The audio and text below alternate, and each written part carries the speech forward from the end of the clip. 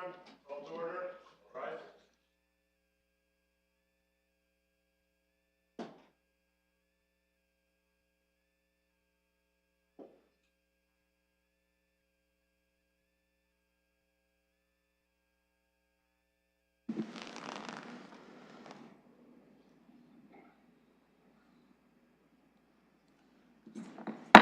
Okay, please be seated. Thank you.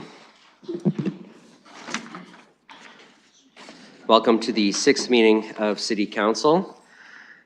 We acknowledge that we are gathered today on the traditional lands of the Anishinaabe, Haudenosaunee, and Lenape-Pewak and Attawandaron peoples. We honor and respect the history, languages, and culture of the diverse Indigenous people who call this territory home.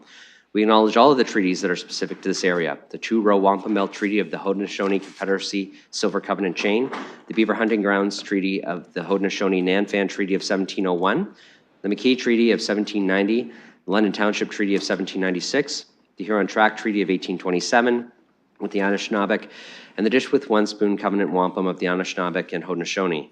The 3 Indigenous nations that are neighbors to the City of London are the Chippewas of the Thames First Nation, Oneida Nation of the Thames, and the Munsee Delaware Nation, who all continue to live as sovereign nations with individual and unique languages, cultures, and customs.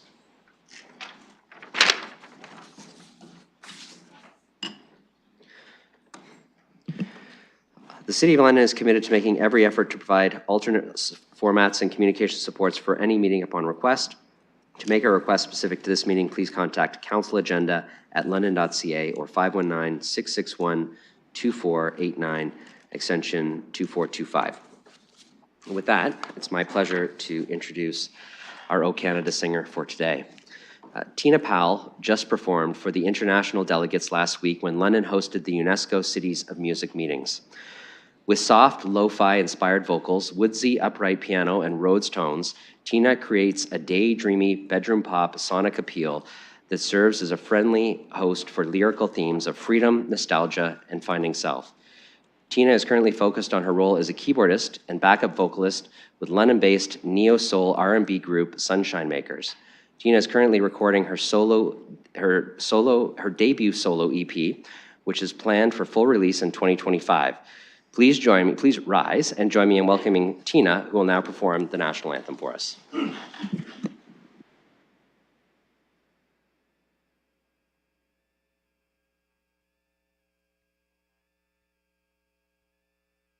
Oh, Canada, our home and native land, true patriot love in all of us command.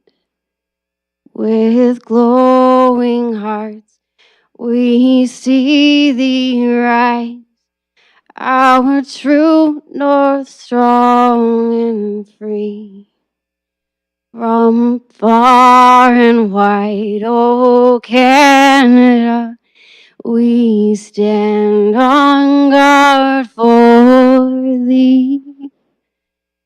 God, keep this land glorious and free. Oh, Canada, we stand on guard for thee. Oh, Canada, we stand on guard for thee.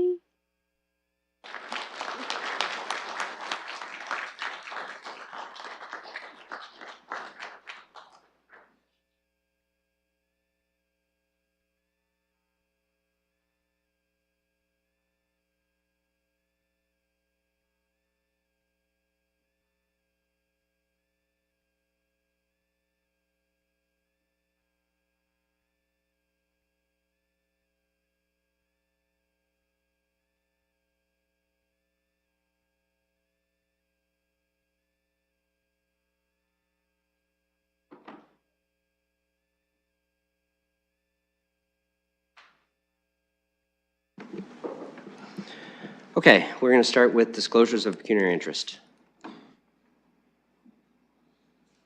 Okay. Seeing none, recognitions. There are 2 recognitions not listed here. I'm going to go to Councillor Rahman for the first. Thank you, and through you. The Government of Canada's theme for International Women's Day this year, 2024, is Invest in Women, Accelerate Progress.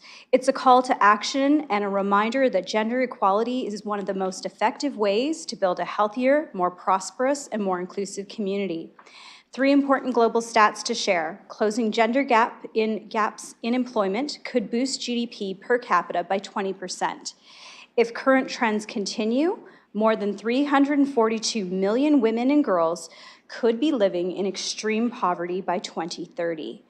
And last, women spend around 3 times more time on unpaid care work than men, and if these activities were assigned a monetary value, they would account for more than 40% of GDP. Policymakers must value, recognize, and account for the vital contribution women make to economies worldwide through paid and unpaid care work. We all have a role to play in building a future where everyone can reach their full potential. It's time to act because women's success is everyone's success. Thank you.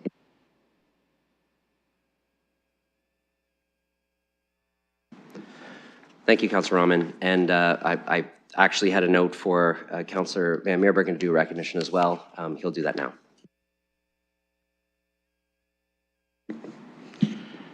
Thank you, Mayor. I'd like to just take a minute and acknowledge the passing of Prime Minister Brian Mulroney. I had the privilege of serving 5 years while he was in office at the Centre Block on Parliament Hill for the riding of London Middlesex with the Member of Parliament Terry Clifford. Those were heady days in Canada. And for those who can remember, 1988 election was the free trade election. Mulroney guided us with his leadership boldly into free trade that served this country and Canadians well and continues to serve us all to this day. He's, of course, was known for much more than just the free trade initiatives, which of course was Canada-US, but also the NAFTA. But I felt it was proper that this body acknowledge his leadership and acknowledge his passing. Certainly, deepest condolences to the family, and Godspeed. Yes, and with that, I think there was a request to rise and have a moment of silence for the passing of a Prime Minister, so we'll do that now.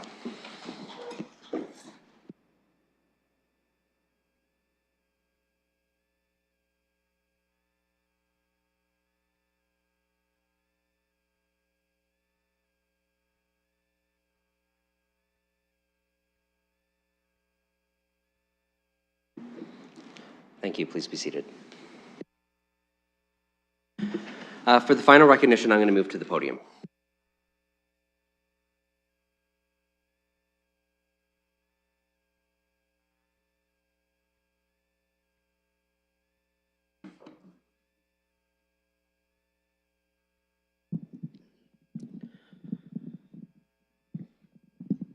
Okay. Am I good? Good. Perfect. So this one's going to be a fun one for me, and I don't have anything written down. But today, later in the agenda, we will officially repeal the appointment of Lynn Livingston as city manager, effective on the date of her retirement, March 15th. And so I wanted to take a few moments to recognize Lynn and her contributions to the city and give her a couple of small tokens of our appreciation for your time here. And I'll speak, the reason why I didn't want to make notes is because I wanted to speak very personally about this. I've known Lynn for my entire time on council. I've known her to be someone of exceptionally high ethics, a moral character, a true leader for this organization that inspires others to do their best and be at their best, including myself over the years.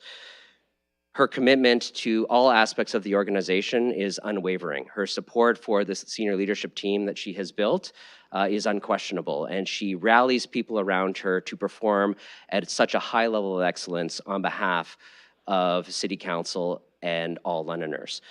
For that, you have our immense thanks.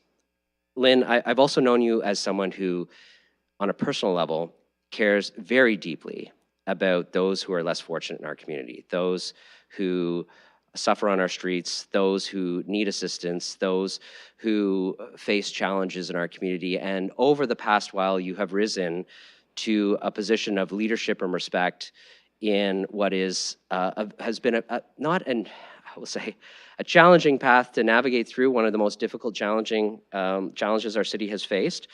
But you have done so with what I have seen to be the humility necessary to bring people together, the inspiration necessary to rally people to the cause, and the steady hand and steady decision-making that allows us to take all of the incremental steps we have taken and set us up for the successes that we know will have come and have positioned us as a municipality, and I say this given the perspective that I have as mayor, us as a leader in this space, a leader that is recognized not just across Canada, but in other parts of the United States. And even as we hosted the City of Music meetings from 35 different countries came here, people from those countries have heard about the work that we're doing on health and homelessness.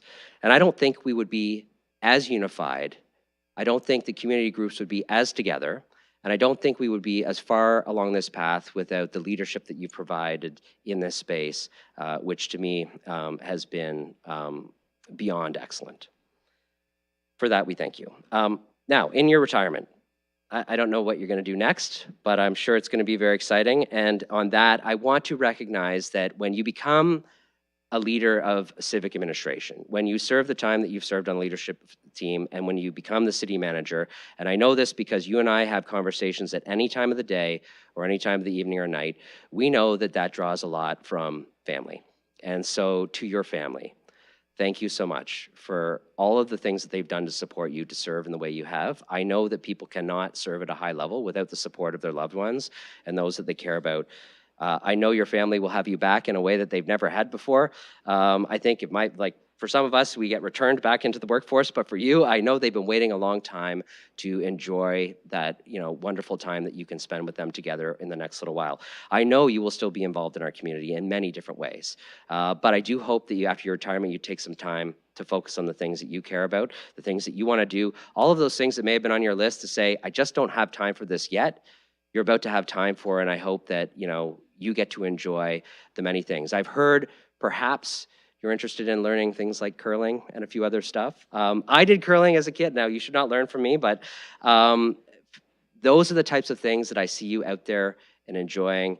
And on behalf of council and on behalf of everybody at the City of London, we wish you all the best in your retirement, and we thank you for your years of dedicated service. So please join me in thanking Lynn Livingston.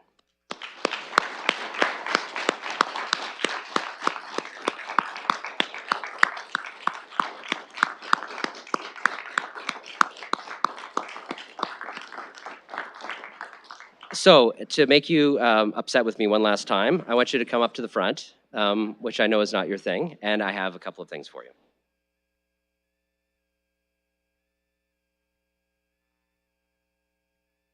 I know. For you. We have a card from members of council, and Ed Holder always told me make a certificate for every special occasion, so I did. So we have a certificate recognizing your retirement on behalf of the City of London. And if you'd like, you could say a few words. Okay, would you like me to hold those? I'll be your assistant. How about that? You can. You can take these with you then. Absolutely. All right. Thank you. Yes. Okay, Lynn's going to share some remarks from her seat.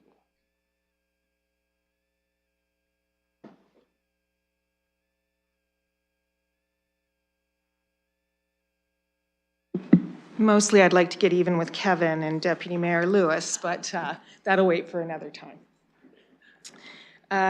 So thank you for giving me an opportunity to say a few words.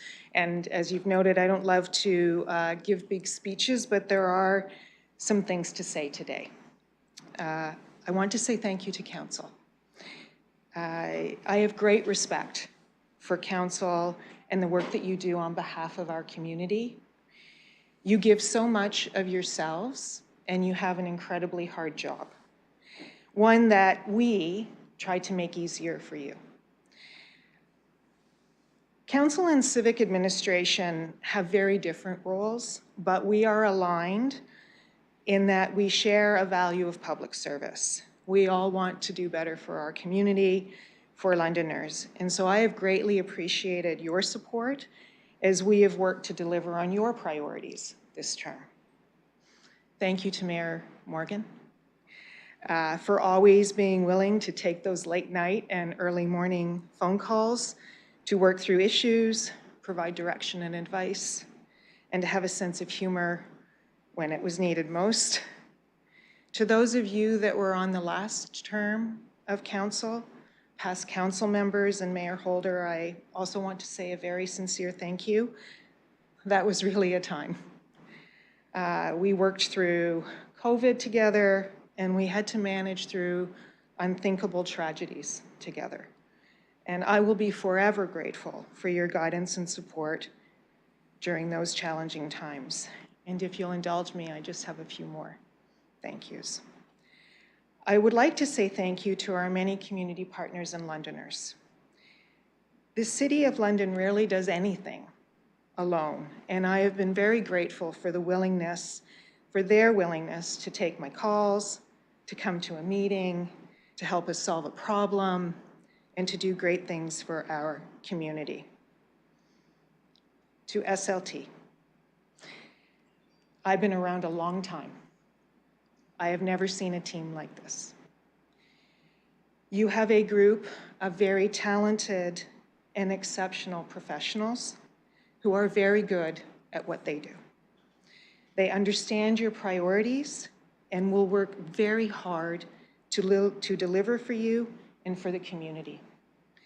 I know you are in very good hands, particularly with Sandra joining us soon. I'd like to also say thank you to the union leaders. I have been very appreciative of our frank and sometimes very direct discussions. We have forged strong working relationships, and that is good for everyone. I'd like to say thank you to Kim Scott and Lindsay Wilcox in my office. Council will know that they are key to making everything run seamlessly. Kim and I have worked together for 17 years. I can't imagine what my days will be like without seeing her face every day. I'm immensely grateful for their kindness and support. And finally, I'd like to say thank you to all City of London employees. Your commitment to serve our community with professionalism and care through all manner of challenges has been inspiring to me. I have been proud to serve alongside all of you. Thank you, Mr. Mayor. Thank you.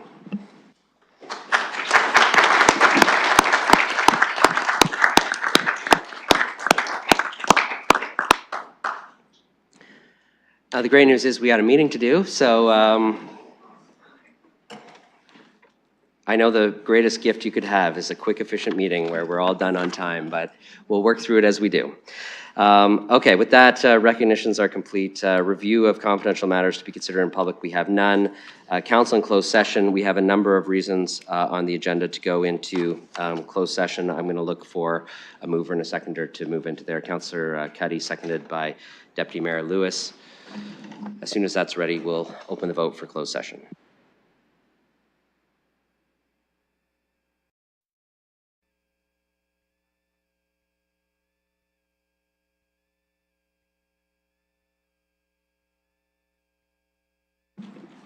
Councillor Trosso indicating yes.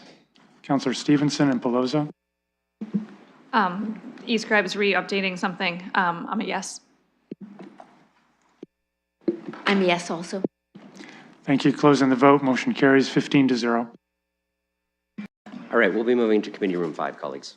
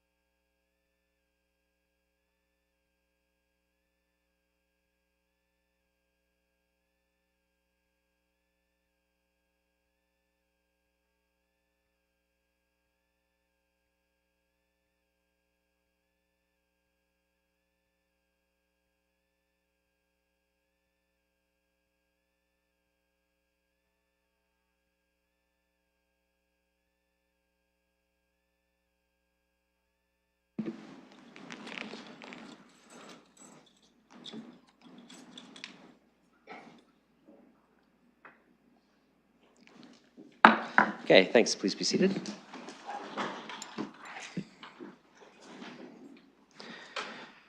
Okay, we're back in public session. We've got confirmation and signing of the minutes of previous meetings. We have the meeting from February 13th. I'll look for a mover of those minutes. Councillor Cuddy, seconded by Councillor Van Meerbergen.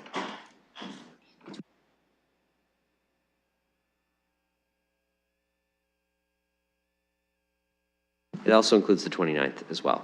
There's actually two sets of minutes that we can approve, the 17th and the 29th. Okay, that's going to open for voting.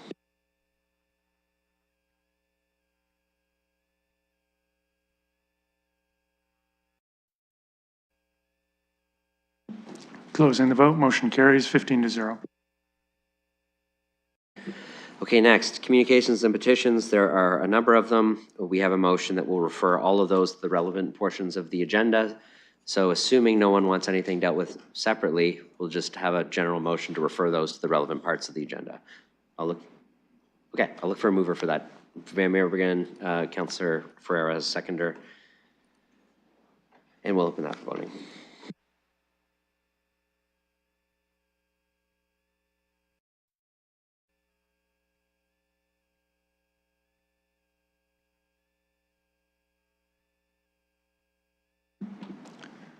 Councillor Van, thank you very much.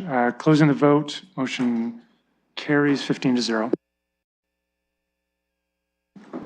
Okay, we have no motions for which notice is given. We're on to reports, and the first report to be presented is the Civic Works Committee. So I will have Councillor Hopkins present that report, and go ahead. Yes, thank you, Your Worship. I'd like to put on the floor the fourth report of the Civic Works Committee. I have not heard from anyone that would like anything pulled. Okay, anybody So want I'll anything dealt with separately? Okay, seeing none. Yeah, just a few highlights to our committee. We did received and approved the Hamilton EA Gore intersection improvements. Ontario transfer agreement, got some money from the provincial government, which is always exciting regarding our mapping, our energy mapping, our changes to our new garbage calendar. We approved two renewal contract options with Miller Waste. We received the delegation from the chair of ESAC, and we had a public participation meeting regarding the Gold Seal and Fortney Municipal Drain improvements. Okay, any comments or questions on the Civic Works report? Go ahead, Councillor McAllister. Thank you, and through the mayor. I just want to, again, take this opportunity to thank staff and both committee for supporting the Hamilton Road and Gore intersection. It is currently a Y intersection. It's a real nightmare scenario. Hear about it a lot. I'm just happy to see something finally being done with it, and I look forward to seeing a roundabout at that intersection. Thank you. Go ahead, Councillor Pribble. Thank you. I would like to congratulate and thank our staff for 5 years in a row having 100% score in our ratings of the drinking water, which I think is very valuable and we all need it. Thank you very much. Other speakers?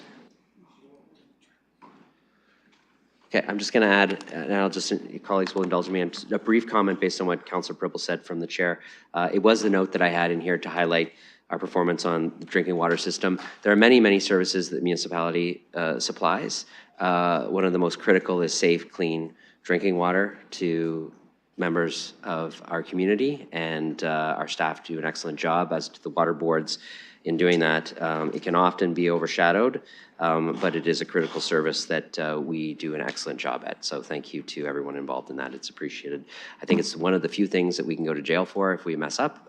So it's like, not only critical, but very important to have the right people managing the system in the right way with the right protocols and safeguards, and we appreciate that. So with that, is there any other speakers on? All right, we're going to open the entire Civic Works report then for voting.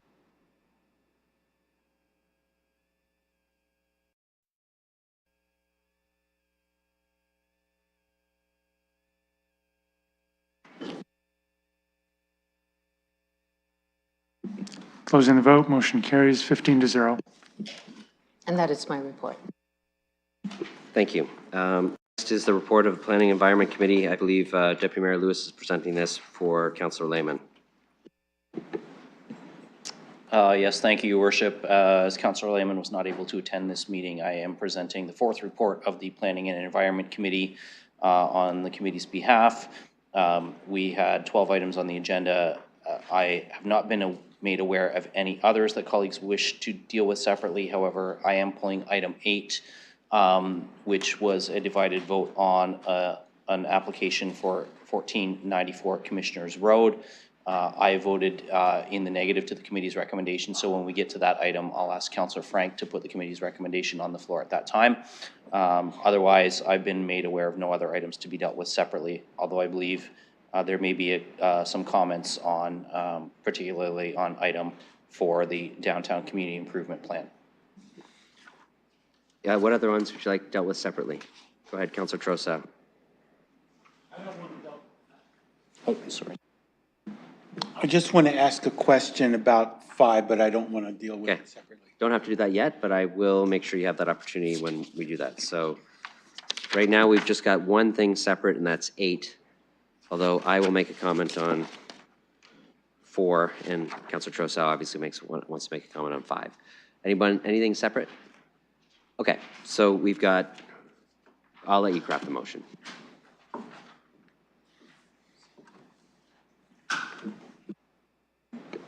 So I'm moving the entire report excluding 8. So that's 1 through 12 excluding 8.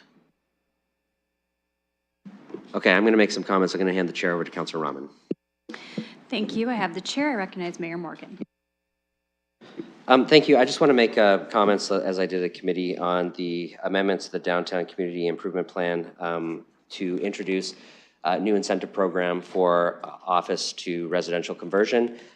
This is something that we've been preparing for quite some time. I want to thank Mr. Mathers and his entire team for getting this before us as quick as we possibly could, taking advantage of funding from the federal government through the Housing Accelerator Fund to backstop what is a new program in the city to try something different that we haven't tried before, which I think we need to continue to do in the housing space. So let me first formally, again, thank the federal government for their contributions under the Housing Accelerator Fund. We were not only honored to be first in the country to receive those monies in an announcement that was made by the Prime Minister, but also being able to deploy that money quickly and hopefully highly effectively over the next couple of years to create additional net units with not just some of the tried and true approaches that we're going to take, but also trying some new things to see if there's traction. I will note, because I know some people, whenever there's a new program, will say, is it enough? Is it too much? How are the caps going to work? Are we going to need to put more money in? Is there going to be extra? The great thing about the Housing Accelerator Fund is we get to try this. We can change it. And we can actually redeploy money within that fund to the things that are working best. So as we continue to roll out our investments under this housing initiative, we'll be able to make the necessary adjustments we need to make to ensure that we're putting money behind the avenues that are actually creating the units that we've committed to creating. So I'm very confident that there's going to be some traction here. I'm looking very forward to how this plays out. And I just wanted to thank Mr. Mathers and his team for pulling this one together quick enough that we can get it out there into the next step and see what comes of it. So thank you. Returning the chair to Mayor Morgan with no one on the list. All right, I have Councillor Trosa who wanted to make some comments. My question is about 2.4 in the report, heritage easement, particularly clause B, and bring back an update by the end of June 2024. Are we going to be asked to make a decision at that point, or are we making the decision today and that is merely, or are we making a decision today and that is merely informational? Go ahead. Through your worship, at that time we'd be bringing back an actual agreement for council to either approve or not approve. So you will have all the details there when we bring that back at that point. Thank you. That answers my question. Okay. Any other? Okay. Go ahead, Councillor Ferreira. Thank you, Chair. Just through you really quick, I just wanted to make comments also on the residential office conversion downtown. As the downtown or a councillor who has the downtown within his ward, very grateful. So we're happy about that. And I'd also include that it's not just a downtown thing. It's something that will also be very beneficial to the city as a whole. So much appreciated. All right, thank you. Any other comments? Go ahead, Councillor Stevens. Thank you. I just wanted to quickly say thank you again to the members of the Planning Committee for allowing me to do committee work at committee. Even though I'm not a voting member, it was appreciated, and thank you. Excellent. Okay. Any other speakers? Seeing none? Okay, so we have the motion on the floor, which is, I believe, everything except 8. We'll open that for voting.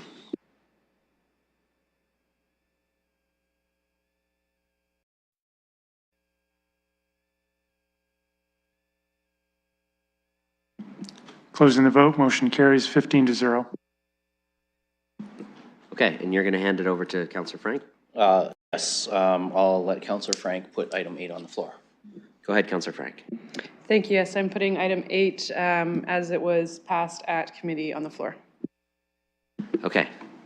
Discussion on item 8. Go ahead, Deputy Mayor Lewis.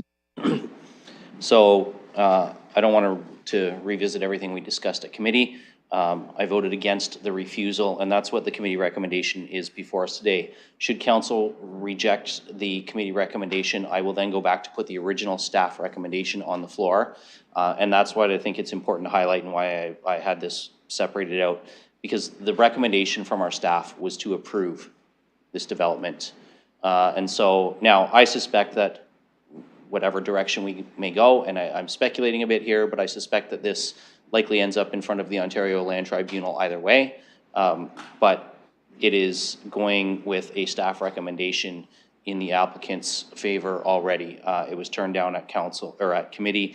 So I'm recommending council personally, from my own view, refute the committee decision, turn that down, and support the staff recommendation.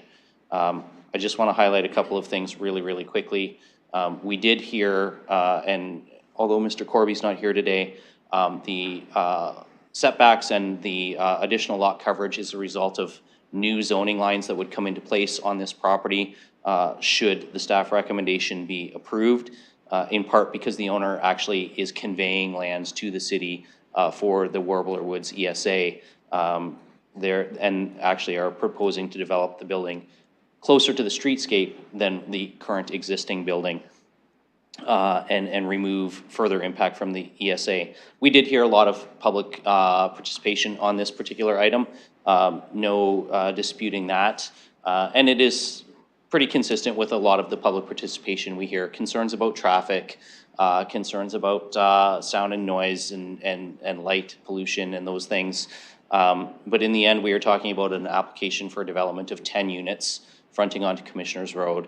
And as we know, while traffic is a concern that we hear, well, at pretty much every planning application at the Planning and Environment Committee, 10 units impacting the traffic volume on Commissioners Road, statistically, it's just, you know, it doesn't register. And there was no recommendation for a traffic impact study by our staff in regard to the impact on Commissioners Road. So I just wanted to really quickly highlight why I'm not supporting the committee's recommendation, and why, if the committee recommendation is turned down, I'll put the original recommendation back on the floor. I have Councillor Frank next. Thank you. So I will be supporting the committee recommendation to refuse this application.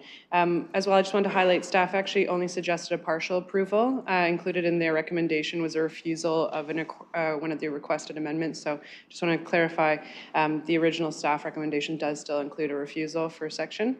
And I wanted to clarify, and I think folks who attended planning already kind of heard my comments on this, but for other folks, the main reason I refuse this application is because it doesn't meet our environmental management guidelines, and I was going to highlight a couple areas of how it does not comply. And specifically, those require 30-meter setback from significant woodland, like the Warbler Woods ESA, which is one of our prized ESAs in the city.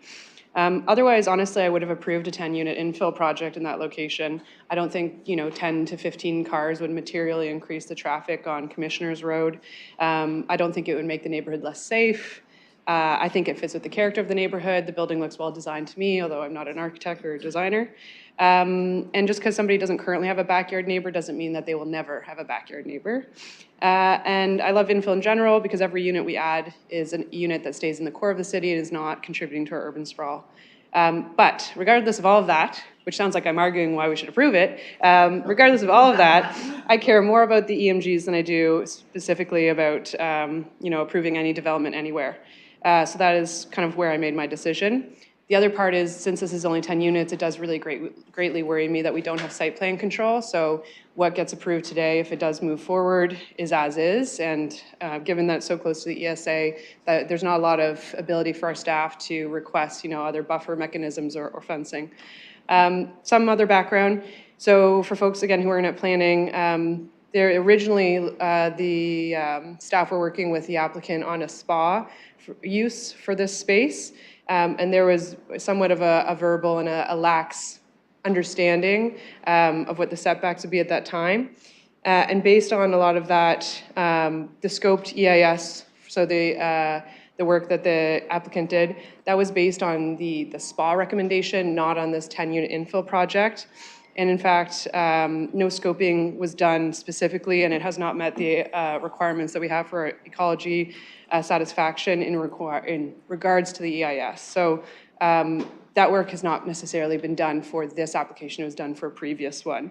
And the PPS requires development to demonstrate that there's no negative impact on the natural features of the ecological functions, and that's the purpose of a buffer, so that's why we have them in our EMGs, to act as a protection zone. The suggestion from the letter we received from the applicant is that the erosion hazard is sufficient, but erosion hazard limits are a public safety concern, not an environmental concern, and actually have no relationship to the measures, including distance, necessary to demonstrate no negative impact. So I think despite some of the information that was sent along from the consultant, a 30-meter buffer is still, again, in my opinion and in our EMG documents' opinion, required for this area. So again, I will be supporting the committee recommendation today because I think it aligns with our current policies. Okay, any other speakers to this? Councillor Hopkins, go ahead. Yeah, thank you, Your Worship. And I just want to follow up with Councillor Frank's comments about there was a refusal to this. The west portion of the recommendation was to go from 1.5 to 2.5. I still think that 2.5 is not the required distance that is needed to protect the boundary tree. So having said that, I just want to follow up with everyone. I followed this application for the past 8 years or so. In the original application, which had a different application number to this application, which is for a 4-story, 10-unit building, a prior application came forward to put in a spa, which was to change the zoning from residential to commercial, which would require a site plan process, by the way, but it was also to use the structure of the existing house and convert it into a spa.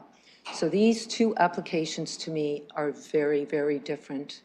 There was many comments from the gallery. There's great interest in the community. And yes, we heard concerns about traffic, the standard concerns that we have with infills. And by the way, there are two applications just down the road that I supported for infill. It is on an arterial road. There is affordable housing in one of those units. So there are opportunities for infill, but I really, really want to caution council, if they are going to approve this partial recommendation, that we have to get it right because there is no site plan process for overview as we build a 4-story apartment building next to an ESA.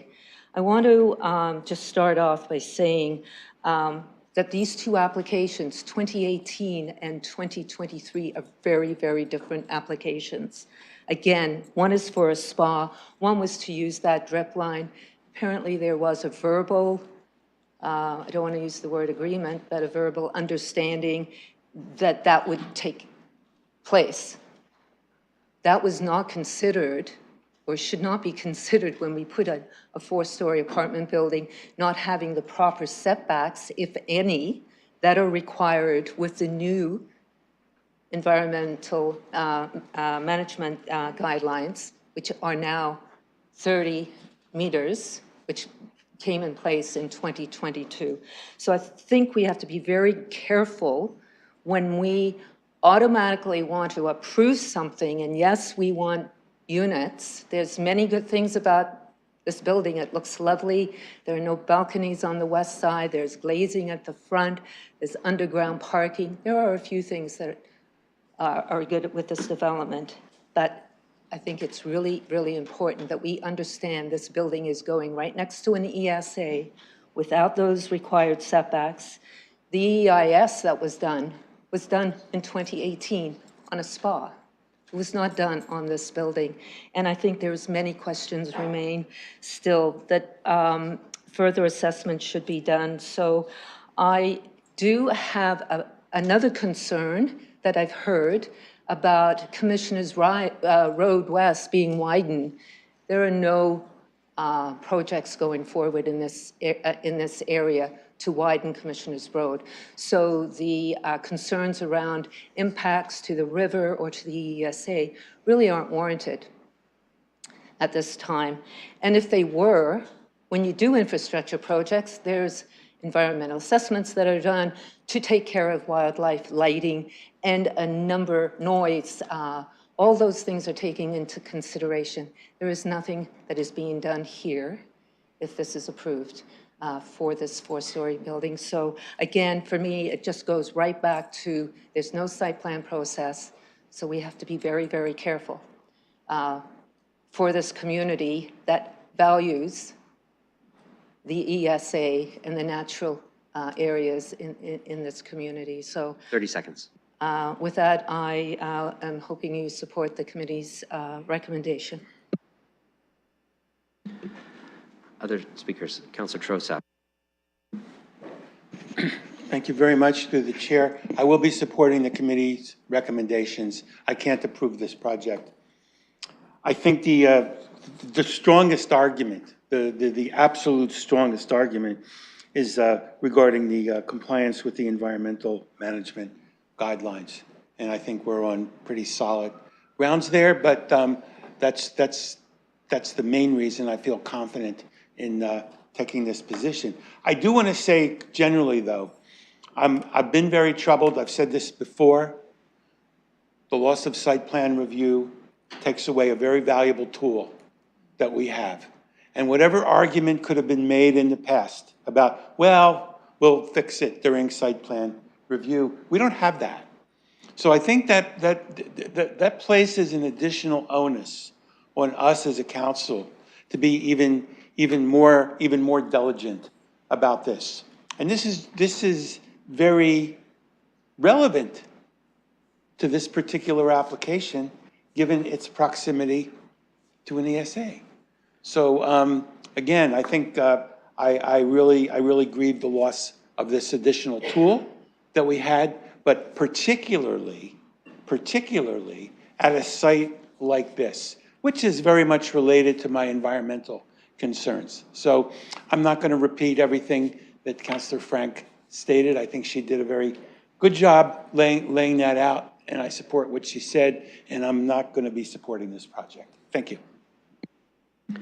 Other speakers? Councillor Stevenson, go ahead. Thank you. I'm not going to be supporting this refusal. You know, it was said here that the owner of the property spent 8 years trying to develop this property, doing the studies, making the changes, doing everything that's asked, gets a staff report approving at least most of it, and still we're looking at the committee saying no. We have a housing target. We have a housing crisis. We keep talking about it, and you know, there's a saying that says you can either have results or reasons. And we seem to be finding a lot of reasons, and people can't live in reasons, right? Are we going to have houses, or are we going to have applications? So I'm still learning a lot about planning and the challenges that developers are facing We have a lot of small developers who could 1 by 2 by 3 by 4 make a huge difference in our housing target, right? To give them the space and the grace to be able to do what they do. This EMG came out in 2021 after this process started. So I'm certainly not an expert in this, but I'm listening and I'm learning. And I think we need, as a council, to allow development to happen. There are a lot of people who live in that area who might like to downsize and don't want to leave that beautiful space. And this is a great opportunity for them. And so if this motion fails, I will support the staff report. Any other speakers? Okay, so what's on the floor is the committee's recommendation. So we'll open that for voting.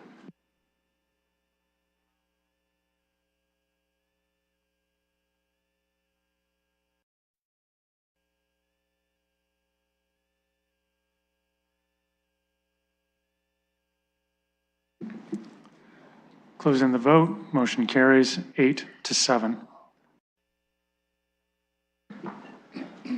Okay, report? And that concludes the fourth report of the Planning and Environment Committee, noting that even when we disagree, Councillor Frank and I do it very cordially and friendly. It's a great way to do it. Okay, on to the next report. Wouldn't be any fun if we agreed on everything. We're on to the fourth report of Corporate Services Committee. Councillor McAllister, I'll let you present that report. Thank you. Through the mayor, I'm happy to present the fourth report of the Corporate Services Committee. I would like to pull number 4, which is 2.3 from the committee report. So I'm happy to put items 1 through 6, excluding 4, on the floor. Okay, would anybody else like anything aside from number 4 pulled separately? Okay, all right. So you'll put that on the floor. That's moved by the chair. That's everything with the exclusion of 4. Any discussion on that?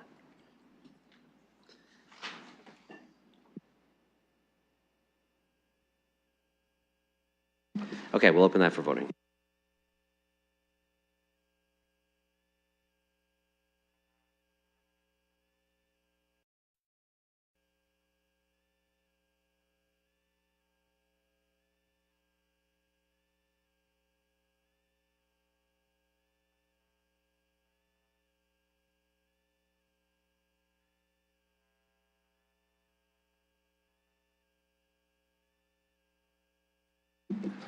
Closing the vote, motion carries 15-0.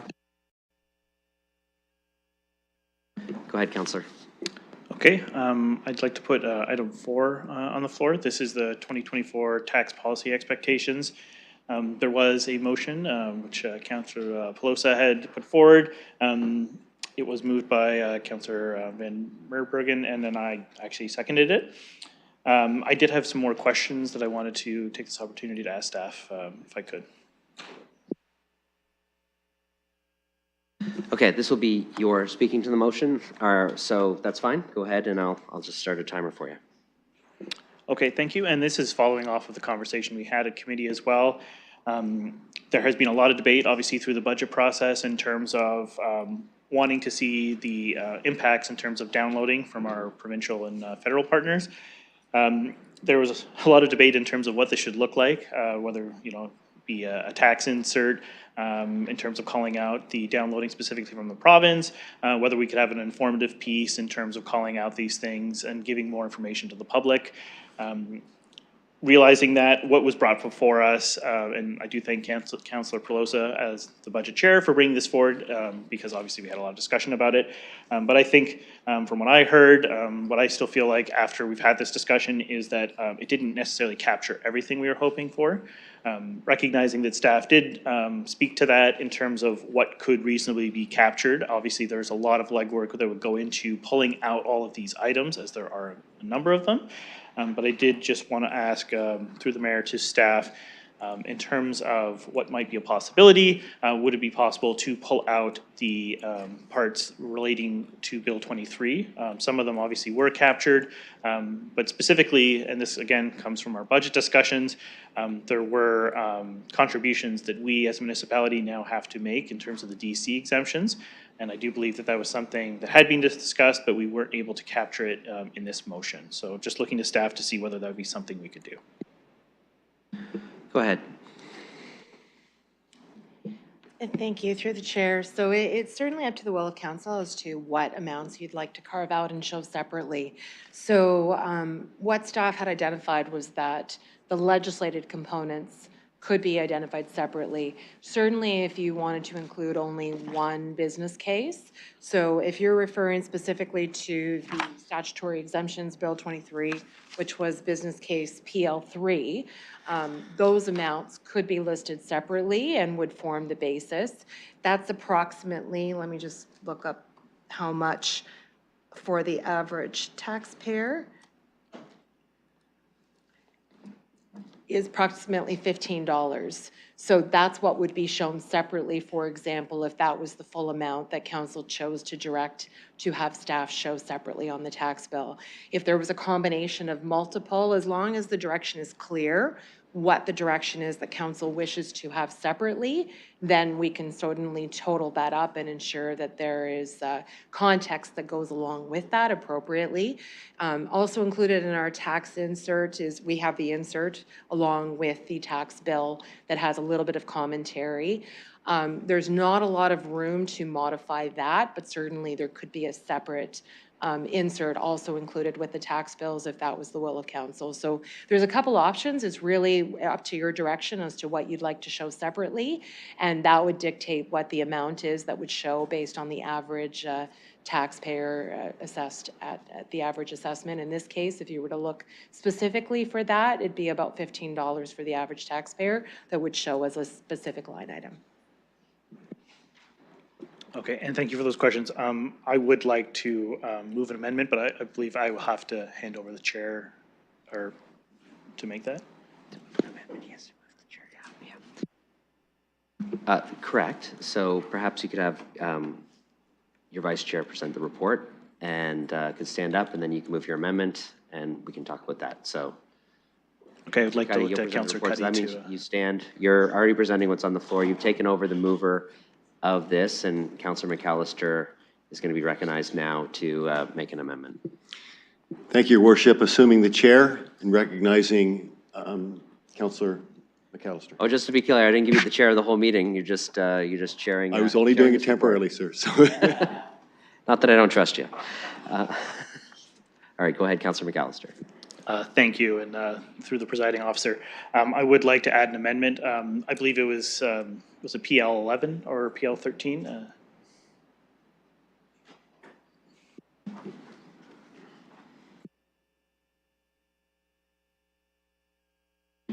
Thank you, through the chair. So if you're specifically referring to the business case for the Bill 23 statutory exemptions, that would be PL number 3.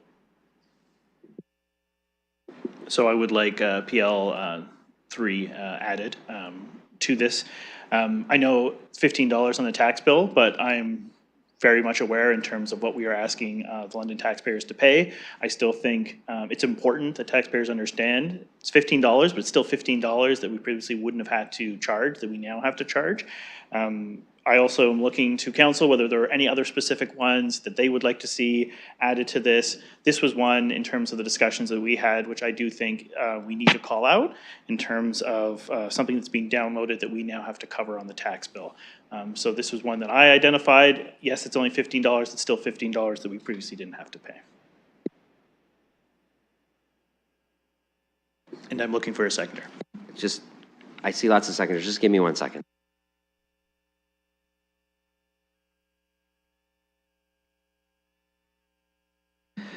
Yes, the clarification that we just need is from the committee's recommendation about the legislative changes.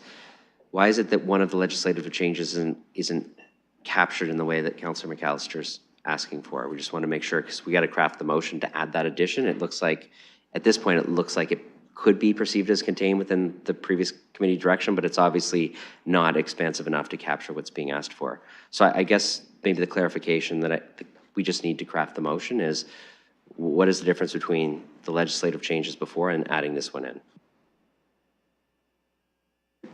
Thank you through the chair. So as I understand it, what we had identified previously was the total of all of the impacts related to legislative changes. So that would have been business cases PL1 all the way through to PL13. This is identifying only one of those specific business cases that is specific to PL3 only. So it is a very small, it is only one of the line items contained within the previous legislated. So this is specific to a business case, as I understand that the councillor has put forward. Thank you, that's helpful. I just need a moment.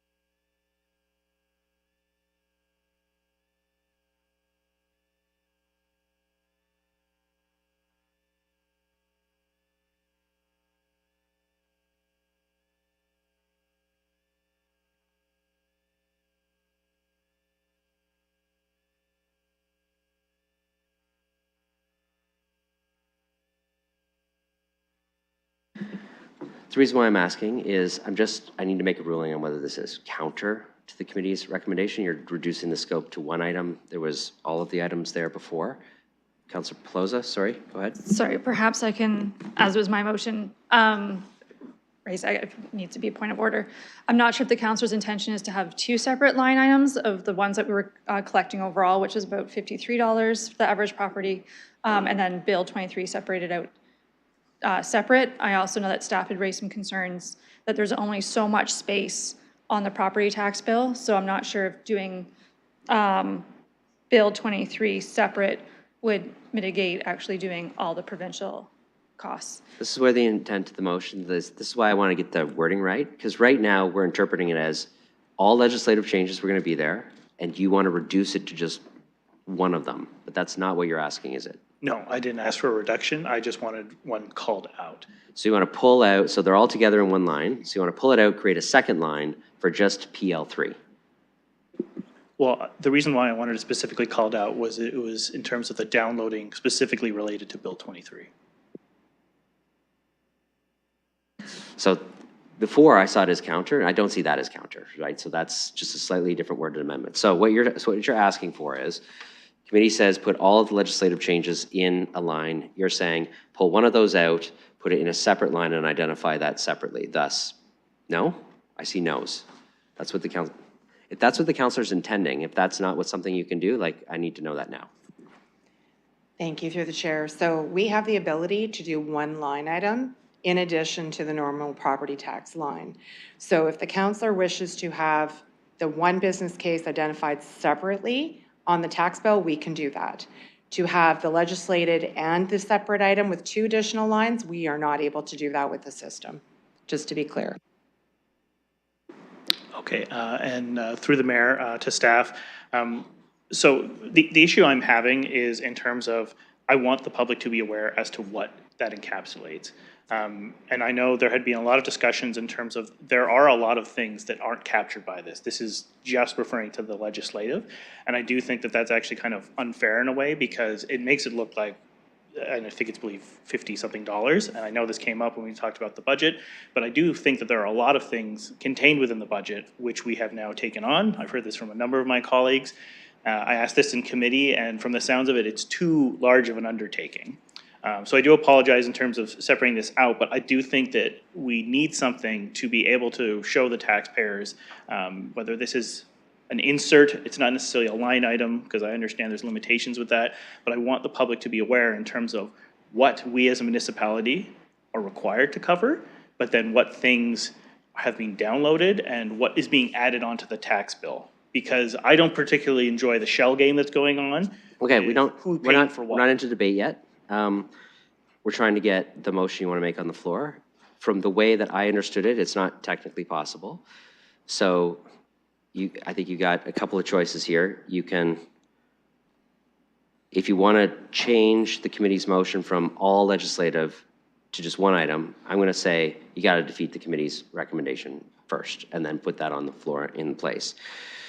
If you want to add that clarification in a supplemental document or in the brochure, then that, that would be the motion that wouldn't be counter, because it still allows for the committee's recommendation to go. So just figure out what you want to do and then move that, because I need to actually dispense with the motions here. Okay, and through the mayor, the pamphlet is already included, so that obviously would be information that would be included. My understanding from what was discussed at committee, though, was this would be a large undertaking. And I'm not trying to create work for staff. I do think that this motion should encapsulate more. So I would actually, I'm not then putting forward a motion, but I'm asking then to defeat this motion, because I do think that there's a lot more that needs to be captured in this, specifically around housing and healthcare contained within business cases. I know this is a large undertaking, but I do think, to be fair to the taxpayer, a lot of the conversation has revolved around what we have put on the tax bill, but there are other things that we have to take on board that weren't by choice. Okay, so Councilor McAllister, so I understand, you're not now moving a motion. You're just, so Vice Chair Keddy is presenting the committee's recommendation. You're speaking against that to defeat it because it doesn't capture enough. Okay. So you still have time left, but remember you only get to speak once, so I can let you finish that argument, but given it's council, I can't come back to you. So I wanted to be clear now that you still have 1.5 to 2 minutes left, about halfway between, about 1:45, so you can still make an argument if you'd like. Thank you, and appreciate that, Mayor. I will just finish my thoughts then, as we are at council, and I want to take this opportunity. I did second this originally. I do agree in terms of what Councillor Pelosi put forward. Unfortunately, I don't think it actually captures as much as it could. We have heard from staff in terms of this is a large undertaking, and recognizing that, I would offer direction to try to capture items that are directly related to housing and healthcare, noting that those are very big topics that matter a lot to Londoners. I think there are things that can be pulled from the business cases and be added into that singular line that we can have added to the tax bill. I think it's important that Londoners understand what we have agreed to pay and what we now have to pay on behalf of our provincial and federal partners. Thank you. Okay, thank you. Now, I had people stick up their hands before when there was amendments and getting it on the floor. I don't know where people are. I've got Councillor Pelosi, Deputy Mayor Lewis. Councillor Trossau, were you looking on this or not? You had your hand up, but that looked like during the... Just put your hand up later if you need to. Councillor Pelosi, go ahead. Thank you.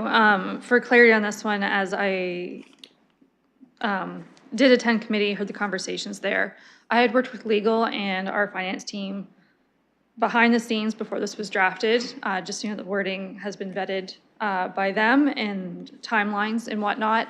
So essentially we got to this point and I brought it forward based on conversations and things I heard from colleagues throughout the budget process, looking for transparency and accountability in what we fund.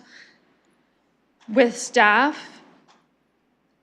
as Ms. Barbona's already laid out, we only have one line item. So on the tax bill itself, we can't do the itemized list.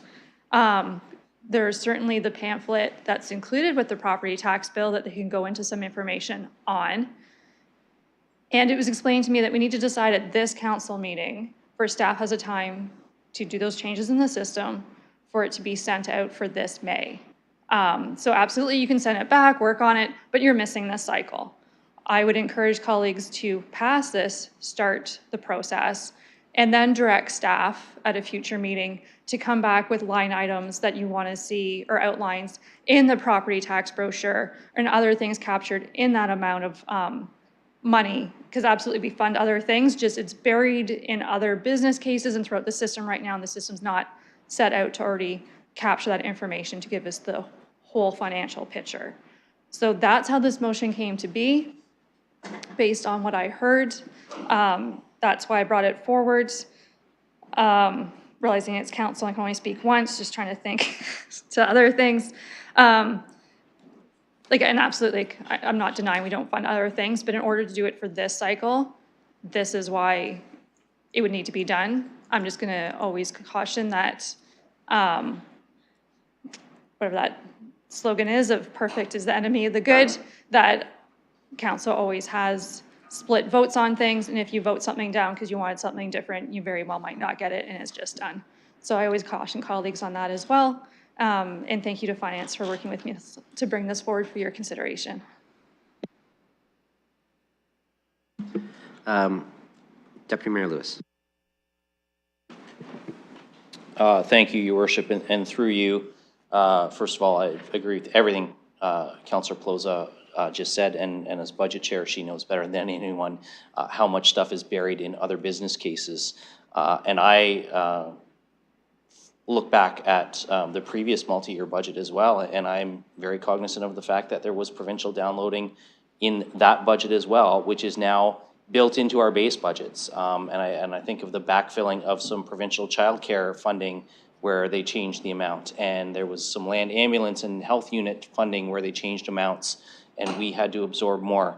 To ask our finance team, simply it's not humanly possible to do that in terms of this property tax billing cycle.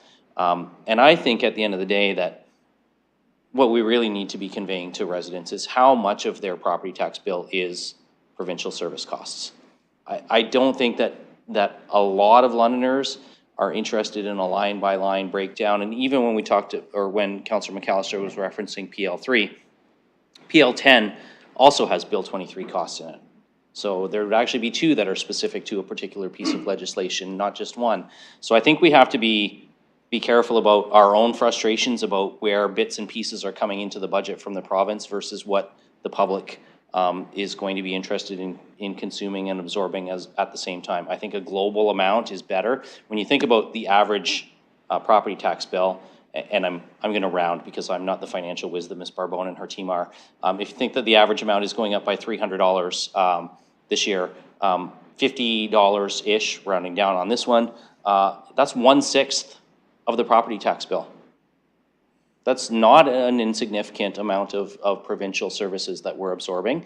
And no, it doesn't reflect the other 5/6 where there is more things buried in there as well. But I think it is important to have this line item separated out. I support what Councillor Pelosi is doing here. And while I recognize the frustration, I think the question becomes exactly at what level are we pulling things apart? Are we going to start looking at our base stuff that's built into our base funding now that was a result of an earlier decision to put more burden on municipalities on some certain things? Because there's certainly a lot of that. And it's not even limited to this current provincial government. You could actually go back to the start of our multi-year budget process, and there was a different party in government in Queen's Park between 2014 and 2018 that put costs on municipalities as well. So it's a question to me of how far and how deep. I think this is a good starting point. I also recognize that at the end of the day, there's only so many hours in staff's bandwidth. They have to sleep and eat just like the rest of us, and I want to give them an opportunity to do so. So I'm comfortable with where we are on this today. Councillor Stevenson.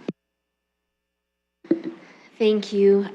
While I appreciate what my fellow councillors are trying to do here, I won't be supporting this.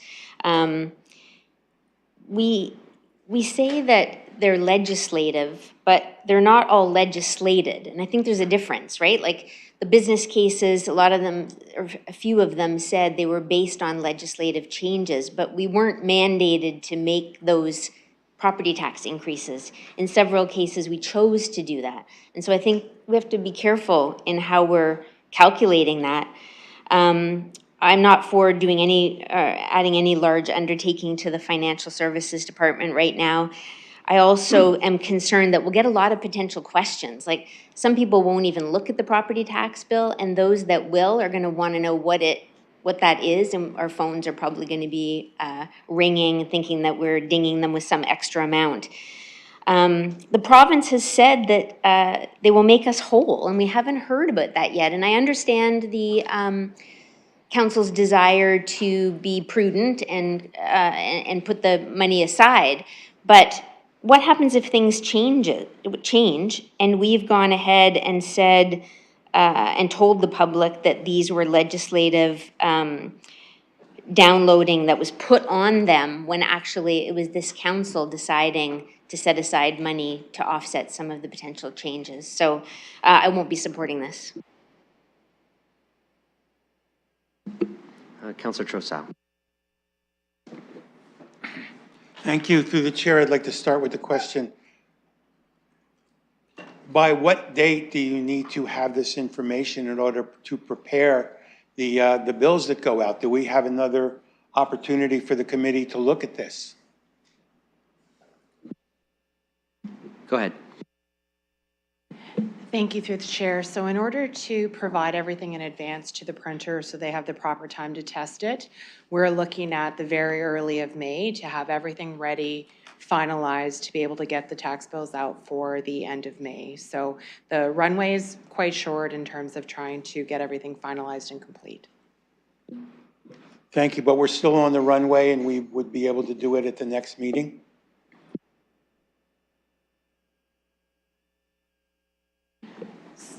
Maybe I should give you the date of the next meeting before you answer that. There's a bit of a gap coming up.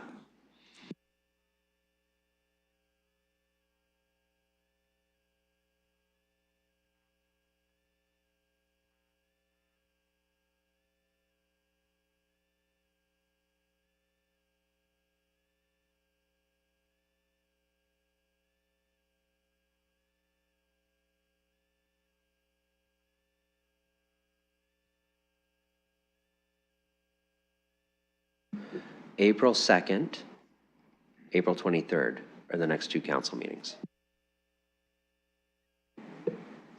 So through the chair, based on those committee meetings or council meetings, because we wouldn't have direction until those are complete, if it were even done and complete by April 2nd, that only leaves us a matter of a few short weeks to actually do the work and to complete. We have testing, we have proofs that we have to do. This would put significant stress on the resources to try to make this happen. So certainly that's why we brought this, that we had identified to have it done early, to give us the direction if the will of council was to proceed, that we would have ample time for testing to be able to go forward and to get these things complete, because we still have to create the insert. And typically the way the insert reads is there's not a lot of room for change because there's 3 sides to do. We would have to create something new and add a second insert to that. So the timing to create something from scratch, even if it were approved by April 2nd, would be incredibly tight for us to turn something around and have it ready to the printer by the end of April. My frustration with this, if I can proceed through the chair, is that several months ago when we started this process, I raised the point then. Many of us did.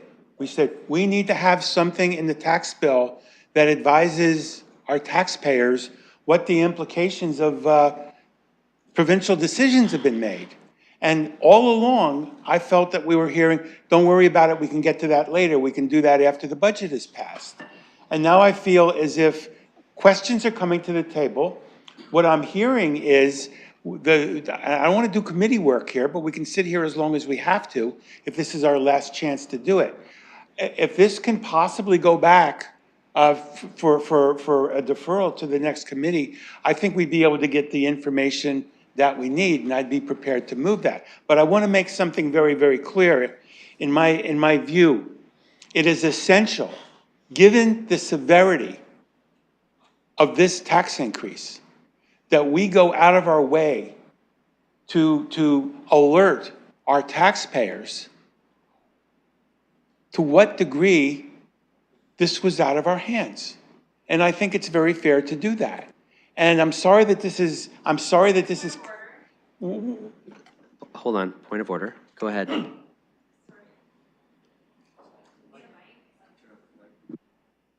Sorry, just the counselor's talking about deferral, but he's still speaking to the main motion. So I'm just looking to see procedurally if he's moving the deferral, because it would take precedence over what's on the floor now, before he's allowed to keep speaking. I just need to know where we're going. Yes, Counselor, you kind of got, so I'm not sure that's a point of order, but what I'll say is you get one chance to speak. You talked about a deferral, you talked about staying here as long as possible. At some point before you're done speaking, you're going to have to decide what you want to do, because if you're going to make a motion, you got to make a motion in this kind of train of speaking, because we're on a committee recommendation that is on the floor from the committee to do a very specific thing. So you have time, but Okay, just thank you. know And that. I feel very hard pressed not having been at the meeting. I feel very frustrated that we're being pushed here at the last minute to do things that we might not be prepared to do. I want to make it clear that I want to err on the side of including as much of our budget. I don't want to misrepresent anything, but I want it to be as maximal as possible so the taxpayers understand there's going to be anger. There's going to be political anger. I'm already hearing it in terms of the severity of the levy. And I think it's really our responsibility to try to break this out with as much specificity as possible. So how much time do I have left? 1 minute and 50 seconds. Okay, in that case, I am going to move to defer this back to the Corporate Services Committee for further consideration. I'm doing that not in the interest of putting more work on staff. I appreciate it. I appreciate what you've been through over the last couple of months with this. But I think we owe the taxpayers as full of an explanation as possible. And I don't want to cut this short by not including Okay, as I'm many going to lines stop as we you. can. You're to a deferral now. I just want to make sure there's a seconder. Then it's a whole new motion. And so, yes, okay, so you have a seconder. So whole new motion. You're done speaking on the other one. Now there's a moved and seconded referral to Corporate Services Committee on March 25th.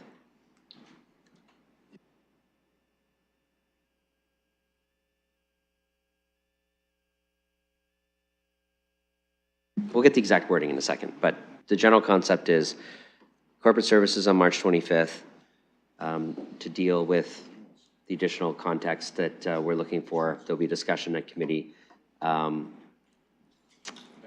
moved and seconded. So I'm going to get the language up in a sec, but I'm going to let you make your justification now, and then we'll have the language, make sure the two of you are okay with it in a second. Thank you. My justification for this is I believe that I'm one of the people on council who has been calling for this for months and months and months. And now I feel we are up against, again, a crisis deadline. We have to get these tax statements out on time, but we also have to be reasonable in terms of what we're asking our staff to do. And I think that the more relaxed rules that apply at a committee, at a standing committee, together with the additional information that members of the standing committee and other councilors can ask from civic administration to that report, will help us inform this decision. My intention here is to make a well-informed, reasonable decision on this very important matter, and that's why I'm urging my colleagues to support this deferral. Thank you. I'm always hesitant to sit down at council because I know once I do that, I'm done. But Yeah, I think I'm that's done. true, very true. And you are done now. Sorry, so- there's a deferral on the floor. Does he need to stand as the? Yes, actually, that's true. You're moving a deferral, so you get to stand this time, but you don't get to speak. So I'll start a speakers list on the referral, which is a referral, and at council, there's a motion before us. That motion is now referred to committee. So it's the motion that's on the floor, referred committee for this additional discussion at committee. So it's going back. Moved and seconded. I'll start a speakers list on this. Councillor Ferreira. Thank you, through you. With respect to providing more information to the taxpayers, and I do know that we have that one line constraint, is there, with the tax portal, with the new user interface that we're going to be giving out to the taxpayer, is there the ability to also provide a full kind of suite of items that can break down the information for where the tax bill is going to? Is that also something that we can do with the portal? Go ahead. Through the chair, I'm not entirely sure I know exactly what you're referring to. So there is our system, and then there is the tax legislation with respect to how the bill is laid out, and what is on the bill is literally prescribed within the regulations for the tax. So there's the ability for the system to be able to identify something separate and put that on as a line item through the work of our tax system, and then there's the actual, what the bill looks like itself. We know that we can do one line item easily. It has been done before, not for probably more than 15 years. So there's a great deal of testing we'll have to do. We know that the legislation will support it and that we can identify something separate. What that separate item is certainly what, through the budget process, we had legislated items that were identified separately that we can point to, that the public saw as part of the mayor's budget, identified separately. That is what we had identified as putting separately because we had clearly marked them as legislative cases. We know what those are. That is something that from an amount we have quantified, we're able to then follow through with the system. If you're speaking to the business case that was looking at a new tax system, certainly once now that that is approved, it will take us a number of years to implement. So there's an entire procurement process we would need to look at. So certainly the hope is once that is complete and we select a system, that would need to come forward to council. So until that is the very first step, we won't know what a new system can or will be able to do in the future. But what a bill looks like is very separate in terms of what the legislative framework is and how we can actually make it look as legislated. So not a lot of leeway in terms of what's there, but we do know you could identify a separate line item within the legislative framework that does exist. Thank you for that. I do understand with like the physical tax bill itself, but I was speaking to the new portal, and from what I understand, that is going to take maybe a couple years before we can fully implement. But within those couple years, I'm assuming we would have the ability to possibly give that information to the taxpayer when they log in. Can you link this to the referral? Like, so you're for the referral or you're against because you're Well, asking this information? So I'm for giving more information as much information to the taxpayer as possible, but I'm also thinking about just the restrictions and constraints that have been spoken to. So I just, for my own decision making is kind of. I know, and that's great. I just need you to link, I need colleagues to link their comments to the referral, right? Just refer it back, so you can say, referring it back to do more context, right? So I'm just saying, you haven't quite made that link yet, so if you want to keep speaking, make that link. If you don't need to, then. The link I have is, I guess, the taxpayer, so that's as far as I can. Okay, sounds like, okay, good. Sorry, Councillor Plaza on the referral. Sorry, I think Councillor McAllister was next as your speaker, and then I would like on your speakers list. I'm going to say, here's who I have. Councillor now McAllister, Plaza, Deputy Mayor Lewis. That's it so far. Okay. Thank you, and through the mayor, I appreciate Councillor Trasso bringing forward the referral. As I indicated before, I do think that this does need more work. Speaking now, I guess, as the chair of corporate services, I'm going back to my notes to look at things that I had highlighted through the budget process. When this initially came before us, I was supportive of it, but as you know, we went through committee, now we're at council. What really still weighs on me is the fact that I do think that there were a number of things that were not captured purely in the legislative cases. I do think that this referral gives us that time, so I would recommend to my colleagues, I'm sure we all did this work through the budget process, to look back to your notes, specifically at the business cases, because I don't want to just put this on staff. I would like us to come to committee with those cases that we would like to ask them, whether this would fall within the parameters of what we're asking. I'm specifically referring to housing and healthcare business cases, but there are a number I'm sure that we have highlighted through this process So I am supportive of this referral. You know, unfortunately, if it does fail, I would still support what we have because really I take what I can get at this point. I know I had indicated that I would vote against it, but I would like something to be on the tax bill. So I support this referral. So I ask my colleagues to do so as well to give us some more time. Thank you. Okay, now Councillor Pelosa, go ahead. Thank you. And I appreciate where my colleagues are trying to go with this, as they would like to encapsulate the entire picture that taxpayers are paying municipally for other levels of government. I appreciate where we're trying to go, but once again, I will reiterate, as you've already heard from Ms. Barbone, the timeline is really, really tight, and it's not like they're going to delay sending out tax bills in order to get this right this year. Those have to go out. I'm going to ask colleagues to defeat this. We'll go with the deliverables that we can have on the tax bill at this time.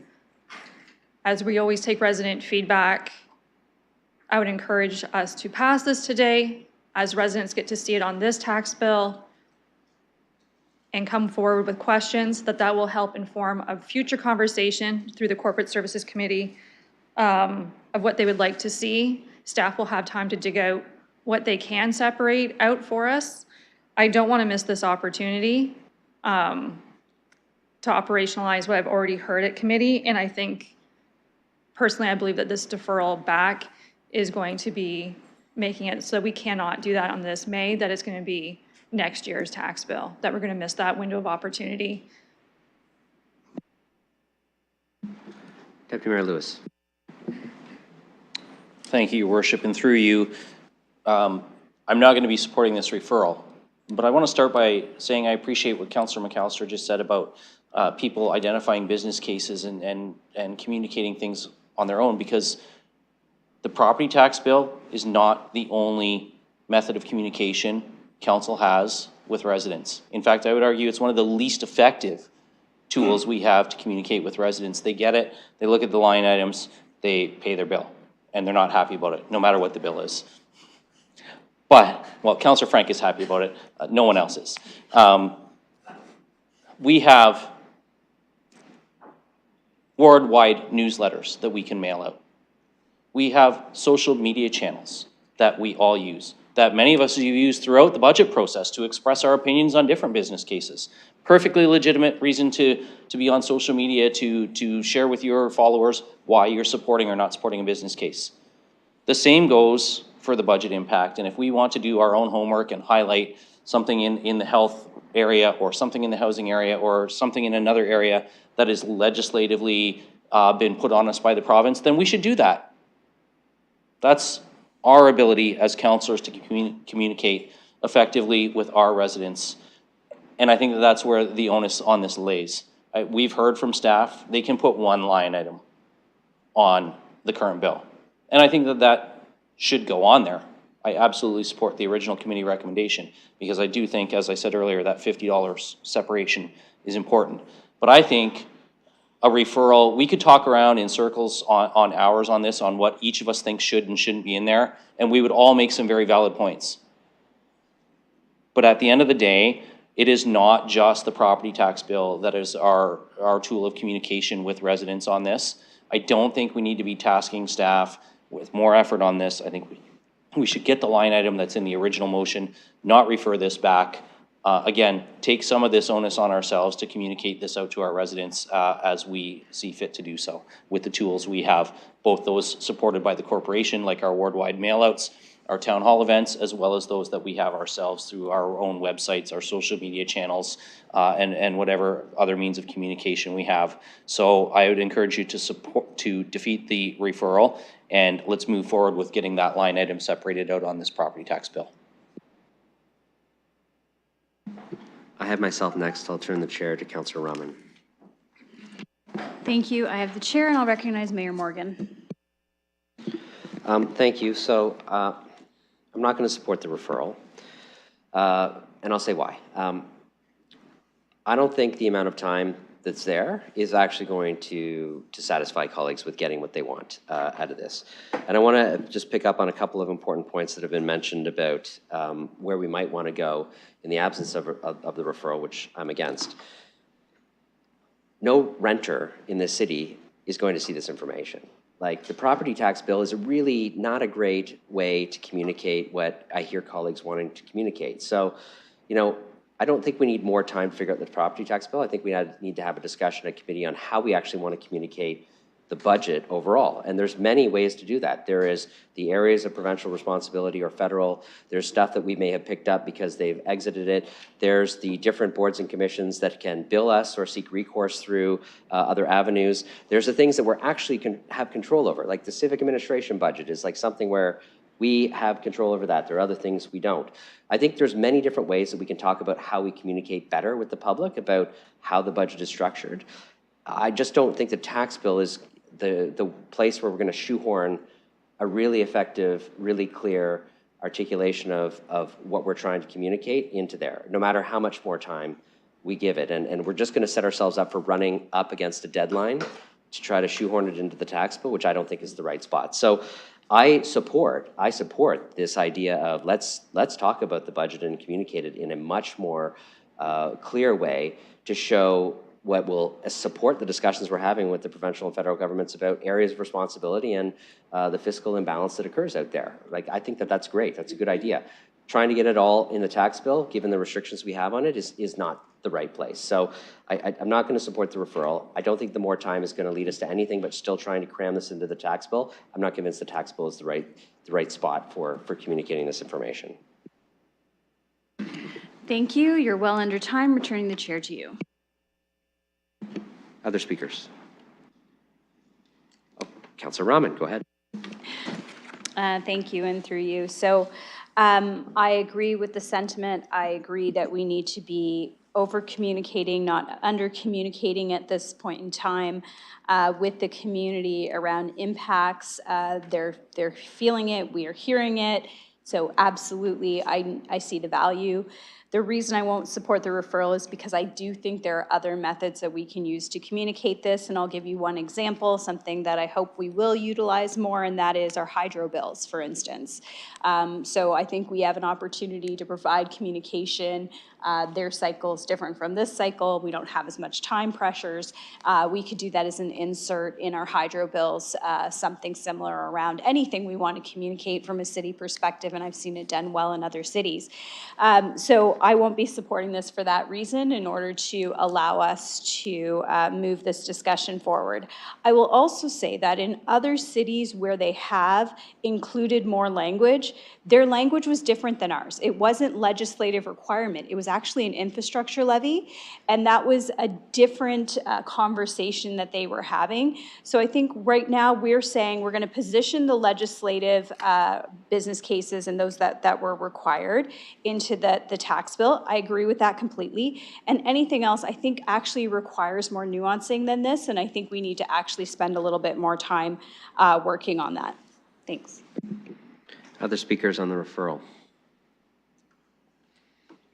Okay, I don't see any, so let's open the referral for voting.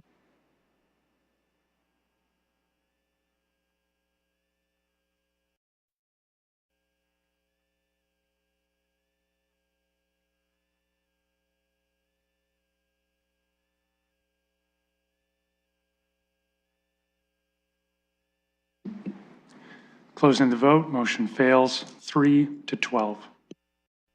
Okay, back to the main motion. There are a number of people who have already spoken to it. Councillor.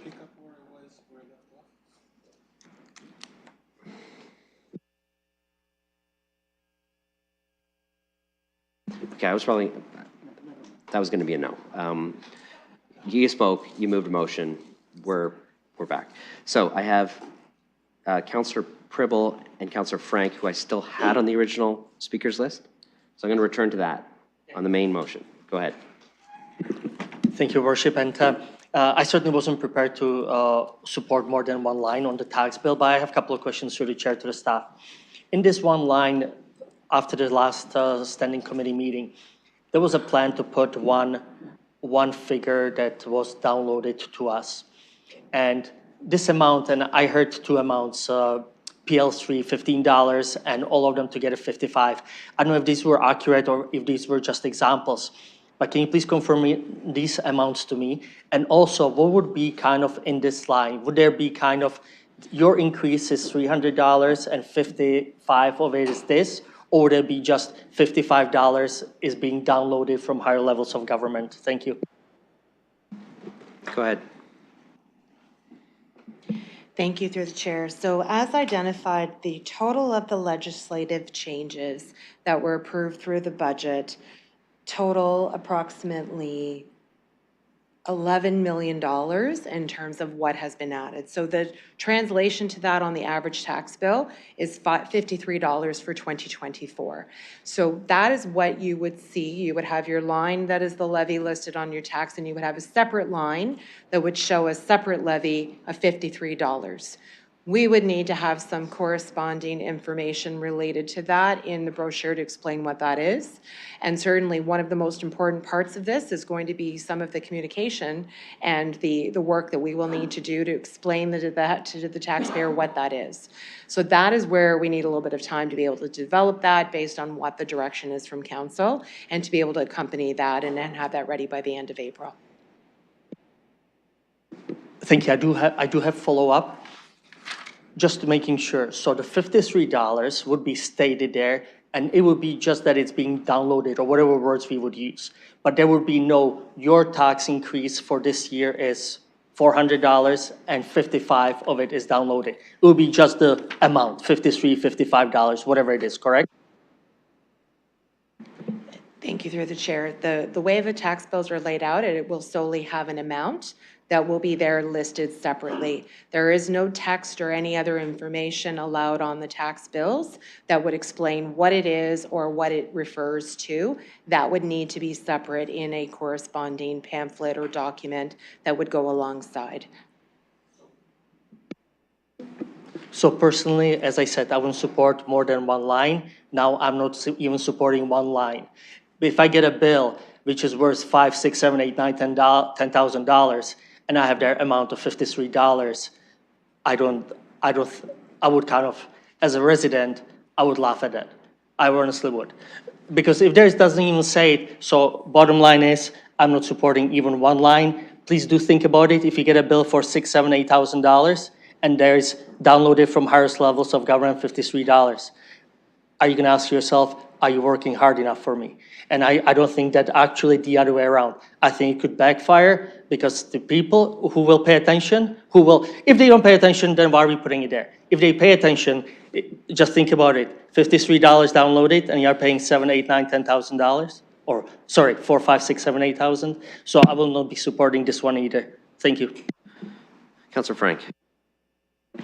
Thank you. Yes, I'll be supporting this motion. I appreciate that it was brought forward. I do think we have an opportunity this year, if we want further communication that's included in the tax bill, to work with staff on an appropriate flyer or pamphlet that goes in 2025, as we'll probably be in a similar tax increase situation. And I think that future flyer or pamphlet could have further explanation and perhaps be able to pull out some of the other areas that we think provincial downloading is happening beyond the provincially legislated area. I'm happy if a resident calls me and says, hey, I got my tax bill, there's this weird charge, can you explain it to me? I'd love to have that phone call. I'd love to have that dialogue with the resident. I think that gives us the opportunity to explain a lot more, again, beyond, here's the legislative downloads, but can you also see how we're seeing an increase in our ambulance bill because they're sitting at the hospital? It gives us a wonderful opportunity to have that dialogue with residents and to engage with them on the topic. So I will be supporting this and again, look forward to working on a 2025 plan that's a bit more comprehensive.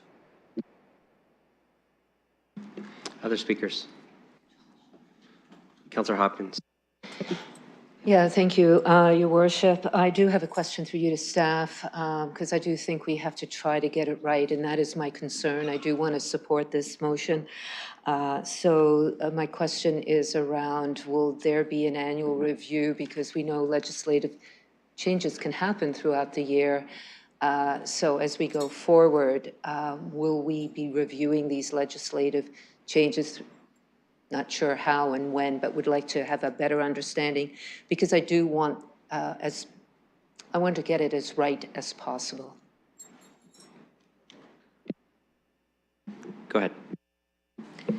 Thank you through the chair. So certainly based on the direction now that if this passes, we would look to put this forward and then focus on the communication. With respect to 2025, certainly we're at the will of council. If there's further discussion or planning in terms of what that would look like and how that would be put forward in future years, there's certainly time to look at what that could be. I would also suggest that it is dependent upon the 2025 budget approval as well. If there are further changes, that could include either the same items or less items or amended items, for example. So I think ultimately we've separated in terms of how we put that forward for council through the budget process. But if the council wished to have some sort of other category or to define them differently, that direction would need to be provided before we go forward to put the budget forward and try to allow time to work that into the process. So I hear there's time. I think it's really important we do get it right. So I will be supporting this as much as I would like to see, better ways of getting that amount to the public. I think we really need to do our due diligence there, because the last thing I want to know and have that conversation with the public is, well, maybe this amount doesn't capture everything, or we're not sure. But I'm confident enough that we can get there. So I'll be supporting the changes going forward. And I think it's important that we continue the conversation. It's not going to end here. And I know corporate and the chair is listening. So thank you. Okay, I'm next. I'm going to turn it over to Councillor Ron. Thank you. I have the chair recognizing Mayor Morgan. Okay, so on the main motion, first off, I want to start by just complimenting Councillor Pelosa for actually going to the committee and actually bringing forward something that, after engagement with staff, was functional and could work for this year based on all the comments that she heard as budget chair through the budget process for transparency. And I actually support that. However, I just want colleagues to think about this, and I know Councillor Pribble touched on it. All we are capturing here, is the legislatively required changes that are increases in this year, and that's going to be juxtaposed beside everything else in the budget, which includes lots of other things we've taken on in previous years, and those are going to be lined up for comparison against each other. And I don't think that, like, in our strive for transparency here, I think we might actually make this more confusing for Londoners. And I think we have to find a way to clearly articulate this. Now, one of the challenges we have at the City of London is we have a service-based budget. So there are many, many, many advantages to service-based budgeting. It's very clear how much you're paying for a service in the City of London. What becomes problematic is within each of those service areas, there can be embedded within them areas of provincial responsibility that maybe we're legislated to do, places within those where we're doing it, but we're offset with government grants that are supporting them. This can actually get quite difficult to pull apart from a service-based budget.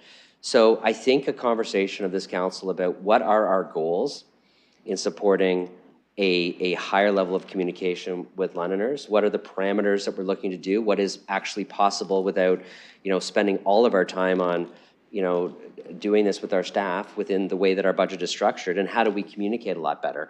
And I just think, going back to this, there are many ways that we can break down the budget. It's probably great for people to see how much they pay for each individual service, but it's also probably pretty important for people to understand the parts of the budget that we have absolute and final decision-making over, and the other parts that we don't. It's probably also important for people to know where we're providing services on behalf of other governments and where we're not, right?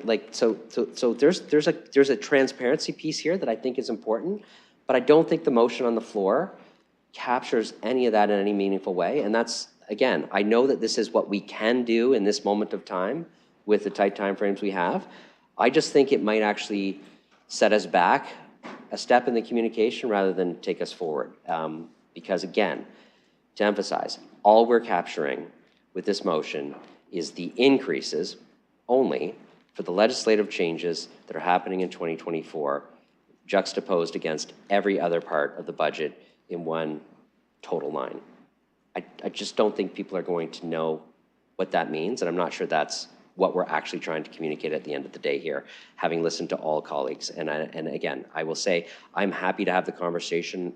I'm happy to try alternate ways of communicating it, but let's actually get our parameters right on what we want to communicate, and then not be bound by a time frame or a method to get that communication out.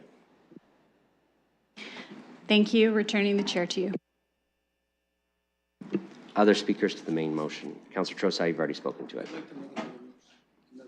You can't. You've already spoken to it, so you can't rise and then make another amendment.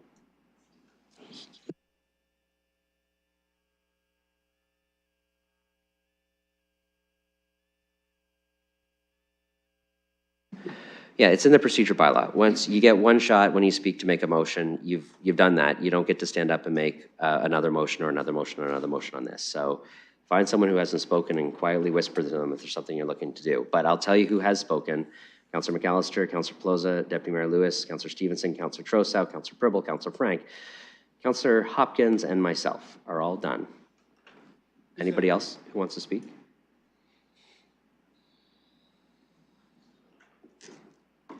Okay, so sorry about that, but that's the rules. No one else wants to speak. We have the committee's recommendation on the floor, and that's what we're going to be voting on. Okay, let's open that for voting.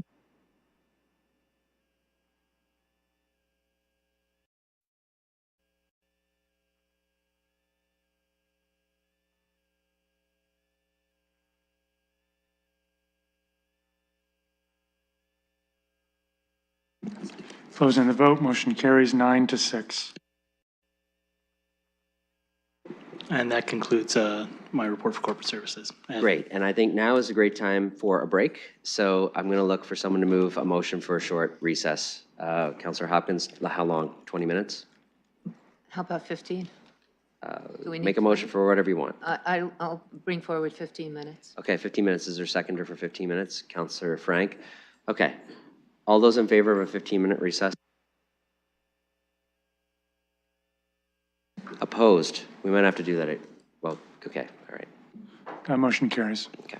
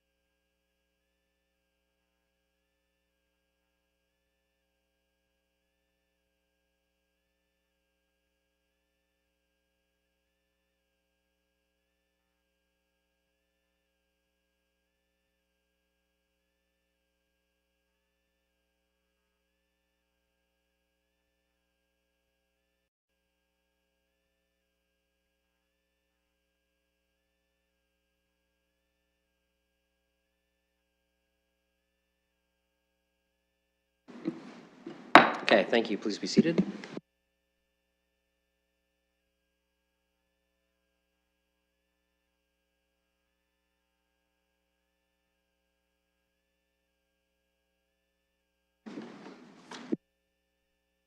Just give me a second.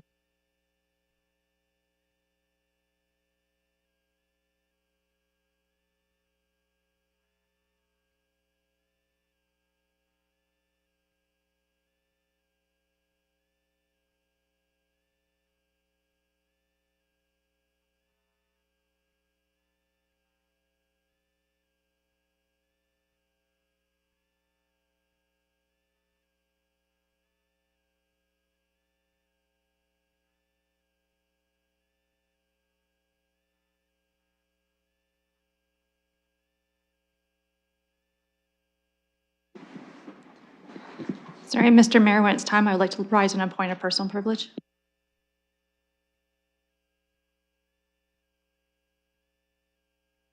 My apologies, the counselor had a question. I had to refer him to the clerk. Let me deal with the point of personal privilege first, so go ahead, Councilor Pelosi. Thank you. Just in reflection to the last Corporate Services Committee in regards to the tax policy expectations. I heard from colleagues' conversations that were accurate, that they asked questions throughout the budget debate of when would a appropriate time to bring this forward be. They were told at committee that this committee would be it. And then today I hear that they were displeased with staff for not bringing things forward, having heard that we already wanted it. This report of item 2.3 did have a section laid out in it that staff specifically said, if you wanted something, this is it. It's our job to let them know what specifically we want to see in it and separate it out, and they always do as directed by council. I'm feeling these comments from at least one colleague was unfair, and as staff can't rise on a point, I'm raising on a point that we talked about it, but we didn't take action on it until now, and that is on us, not them.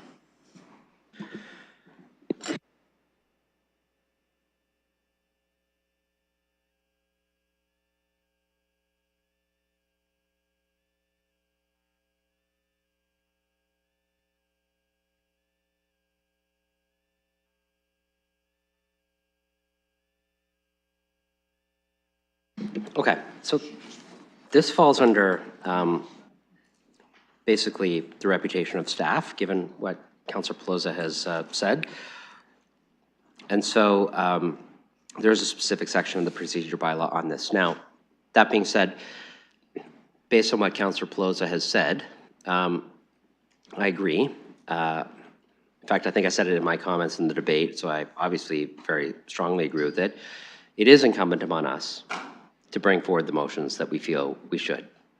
Just because we have a debate and a discussion and staff hears it, does not mean that it falls on them to then automatically bring forward something. They take direction from council, and then they take that direction, they return it to us with options for decision-making.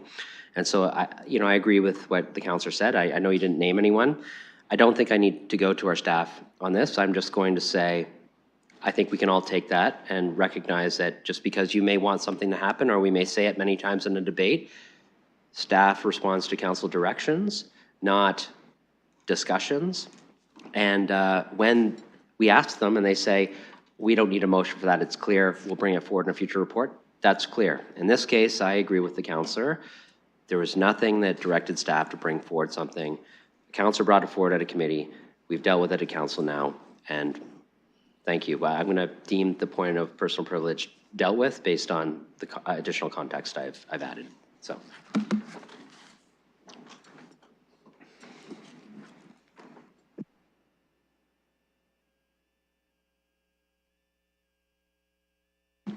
Okay, we're on 8.4, which is Community and Protective Services Committee. I'm going to go to Councilor Pelosi to present that report. Thank you. There's 5 items. I've been given notice to pull item 4, being 4.1, the regulation, the display of graphic images. I'll do my comments for the other items if no one else wants anything pulled. Okay, so that's The graphic images went out. Anything else anybody wants dealt with separately? No?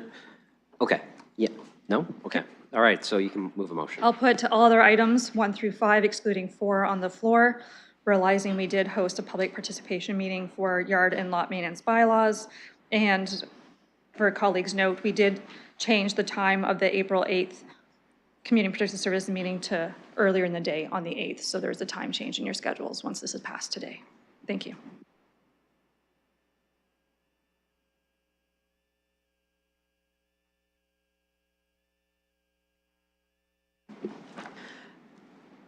Okay, so that's items 1 through 5 on the floor without 4. Any discussion on those? Okay, we'll open that for voting.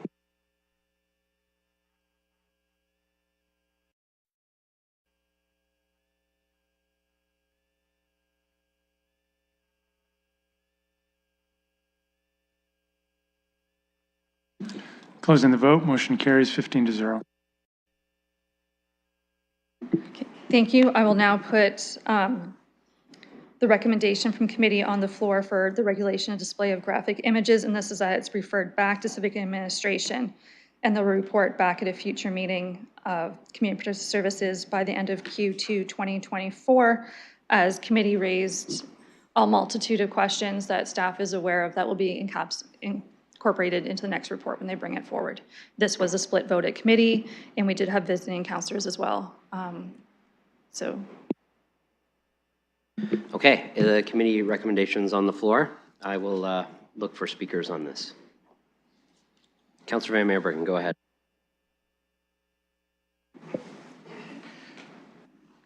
Thank you, Mayor. I will not be supporting this motion. We're frankly in the middle of doing a dance on a huge landmine which is ready to blow, called the Charter of Rights and Freedoms. And it's just something which is needless for us to get involved in. The people that peaceably protest and respectfully protest have been doing this for years and years and years. I get very few complaints, if any, and I fail to see how all of a sudden this has become a main priority of this council. Why are we involved in this, and why are we continuing down this road? It is not going to end well for the Corporation of the City of London. It won't end well for London in general. I just see this as something that is not inherent in what we're trying to accomplish as a council. The people who are protesting and demonstrating do so with deeply held convictions and deeply held beliefs, and they are granted this and their expression thereof through the Charter of Rights and Freedoms. And yet here we are, we're trying to hinder them in these expressions. I'd like to ask Mr. Katolik, do we get many complaints in terms of the bylaw infractions, et cetera, possibly in the last year? Mr. Katolik, go ahead. Yes, Your Worship. Last year there was no complaints investigated, largely because there's no bylaw to investigate. In previous years, we did attend complaints, but we attended specifically for contraventions of the streets bylaw, where the sidewalks were obstructed by persons. Thank you, Mr. Katolik. I mean, it's quite clear that this is not resounding in the community. This is not a complaint or complaint-driven process. Something else is going on here. I mean, we shouldn't be trying to bubble wrap some at the expense of basic rights of others. And as I said, it's just going to end up in a very bad way through the court system. So I would suggest that, certainly that's my position, that we back away from this today. Just vote it down. It's absolutely unnecessary. Okay, other speakers. Councillor McAllister. Thank you. Through the mayor. I do actually think that this is an important issue. It is something that I actually have heard from my constituents. I think if you don't have a hospital or a medical facility in your ward, maybe that's an issue. I do hear it a lot. I think it does particularly speak in terms of being targeted towards women. We have said in our strategic plan we are trying to make this a safe city for women, girls, and those identifying as such. I think it's incumbent on us to do things that could potentially harm them. We need to do things that can protect them. I think that this is something we can do. The past council took the bold step to regulate the images that were being mailed out. And I would actually like to take this opportunity to then ask to our staff, has that been challenged at all since that has been passed? Go ahead. Thank you, and through Mr. Mayor, it has not been challenged to date. Thank you. And to that point, as we did in committee, there were a number of questions in terms of the charter. I do agree that that is something that we have to keep in mind, but as the previous council has demonstrated, there are ways of dealing with this issue and respecting the charter rights. And I think that we should pursue this. It's something I have heard from my constituents, and I think we should pursue this. We have given direction to staff to investigate how best to do this within the legal parameters that we have set out. I think we look to our past council and what they were able to achieve. You had a very robust discussion on that topic, and I think you were able to land on something that was able to withstand charter challenges. So I would also like to say that, you know, building on that success, I think as a council, this is something we can also do. Speaking as someone who has lived out west as well and seen what Calgary has done, they have also had this discussion. They, I think, dealt with a lot more horrific things in terms of the images that were being displayed. I think there are still limitations, even within the charter. We recognize there are limitations. I saw some absolutely reprehensible things on transport trucks out west, which I don't think anyone should be subjected to, whether that be man, woman, it doesn't matter. I think that there are limitations. You can have your opinions, absolutely, but I don't think that you should traumatize people to make your point. I think you can do it in a respectful manner, and I think that we could draft a bylaw that will do that and protect public interest. And I ask my colleagues to support this so we can get something back to us that, that meets what we're looking for. Thank you. Councillor Stevenson. Thank you. I just heard my colleagues speak on behalf of women, and I just want to say I'm a lot more concerned about the charter rights of women than I am about a few who've unfortunately been through traumatic experiences. But this is about the rights of all women and men to have their... Okay. Point of personal privilege? Okay, Yes. stand up and share. I'm speaking on what has been conveyed to me on behalf of women in my ward. I'm not speaking on behalf of women. Okay, so the councillor was speaking about communications that he had received from his constituents, not projecting that on speaking for a wider group. So I would ask you to just rephrase and... Yeah, thank you for the clarification there. This is an important issue. I will not be supporting this bylaw amendment. The stated purpose of this amendment is to, quote, to regulate the public display of images showing any part of a fetus on the streets of the City of London. I am not satisfied that in enacting this bylaw, City Council would not be violating the charter right of Londoners, specifically the fundamental freedom of thought, belief, opinion, and expression. Therefore, I will be voting no, and I encourage all councillors to do the same. If this motion fails, I have an alternate motion prepared that the staff report be received and no further action be taken. I've received a lot of emails on this, a lot of communication. The vast majority are concerned about their rights and freedoms. And I think that we enter into really dangerous territory unnecessarily when we venture into this kind of a space. If things are legally allowed, we shouldn't be interfering there. I get traumatized watching cable and flipping through the internet. So I think trying to, I just think this is the wrong move, and I'm hoping that council will reject this. Councillor Rahman. Thank you, and through you. I just want to make sure that we're clear. Right now, we're dealing with a referral back to civic administration to bring forward a draft bylaw. Is that correct? Okay. Yes, that's correct. So we're not voting on anything that's been proposed right now. What we're doing instead is we're being perhaps responsive to what we're hearing in the community is concern. And I will share that concern as well. And I'll share it in the context of this. Even in my previous role as a school board trustee, I was hearing from parents that were reaching out because almost daily for a very long period of time, kids on school buses were being subjected to graphic images that were on our city streets at very frequented corners of the community. This is not just in areas where there were hospitals. This was at the corner of Masonville Mall, for instance.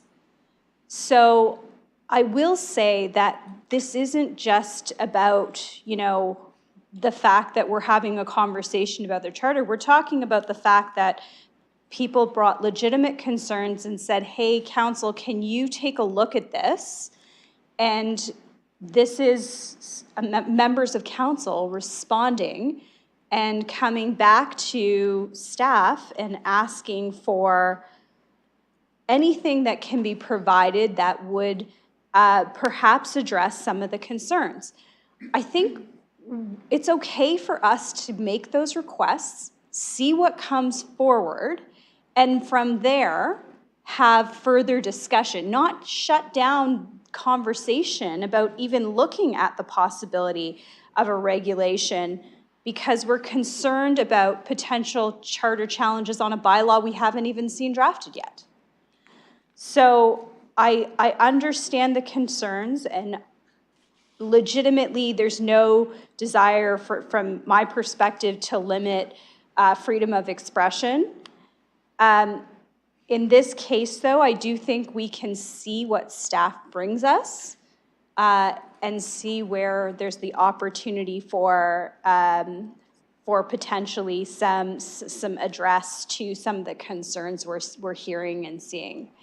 And again, I want to be very clear that, we're not just talking about women and girls. We're talking about the fact that this is being displayed on our streets broadly for everyone to see, and that there is an opportunity for some to feel harmed by it. So I would like to see what staff provide before making any self-determination, as I'm not a charter expert, on whether or not it's a violation of the charter or not.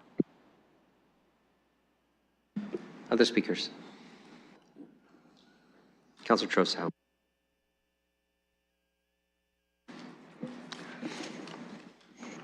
Thank you, and through the chair, today I'm simply speaking in favor of this going to our very able staff to send us back a report.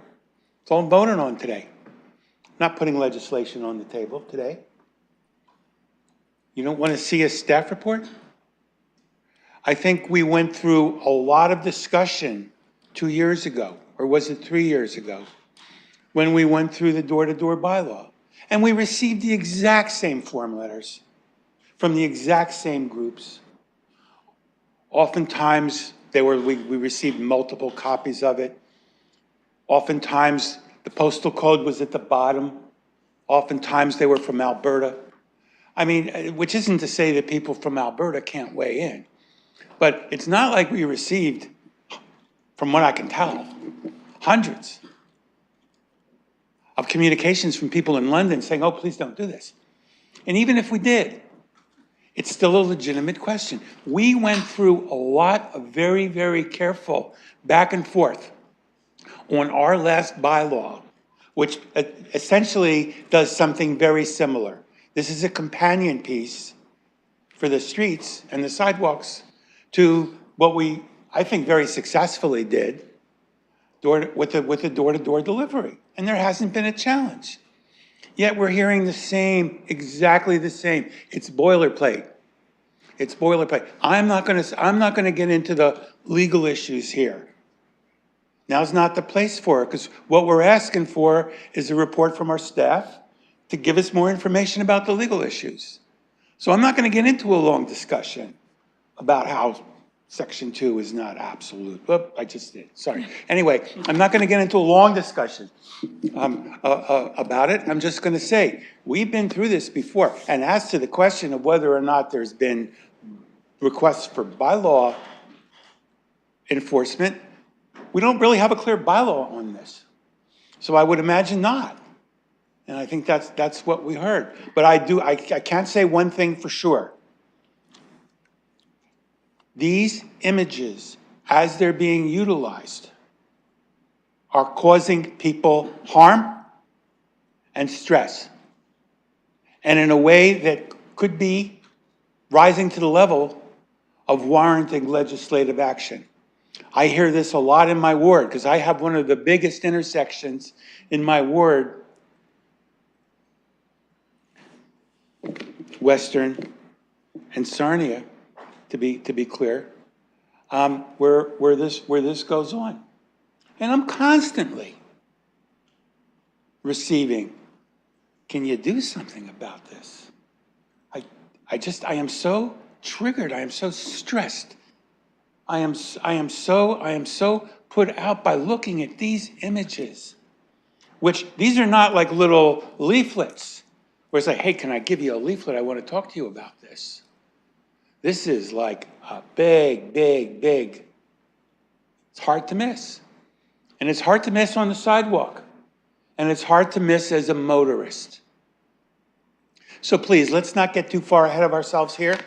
Today, I'm asking you to just sort of approve the staff report, and I will be looking forward to having this report come back where we can have a fuller discussion on the merits of this controversial, yes, very controversial measure. Thank you.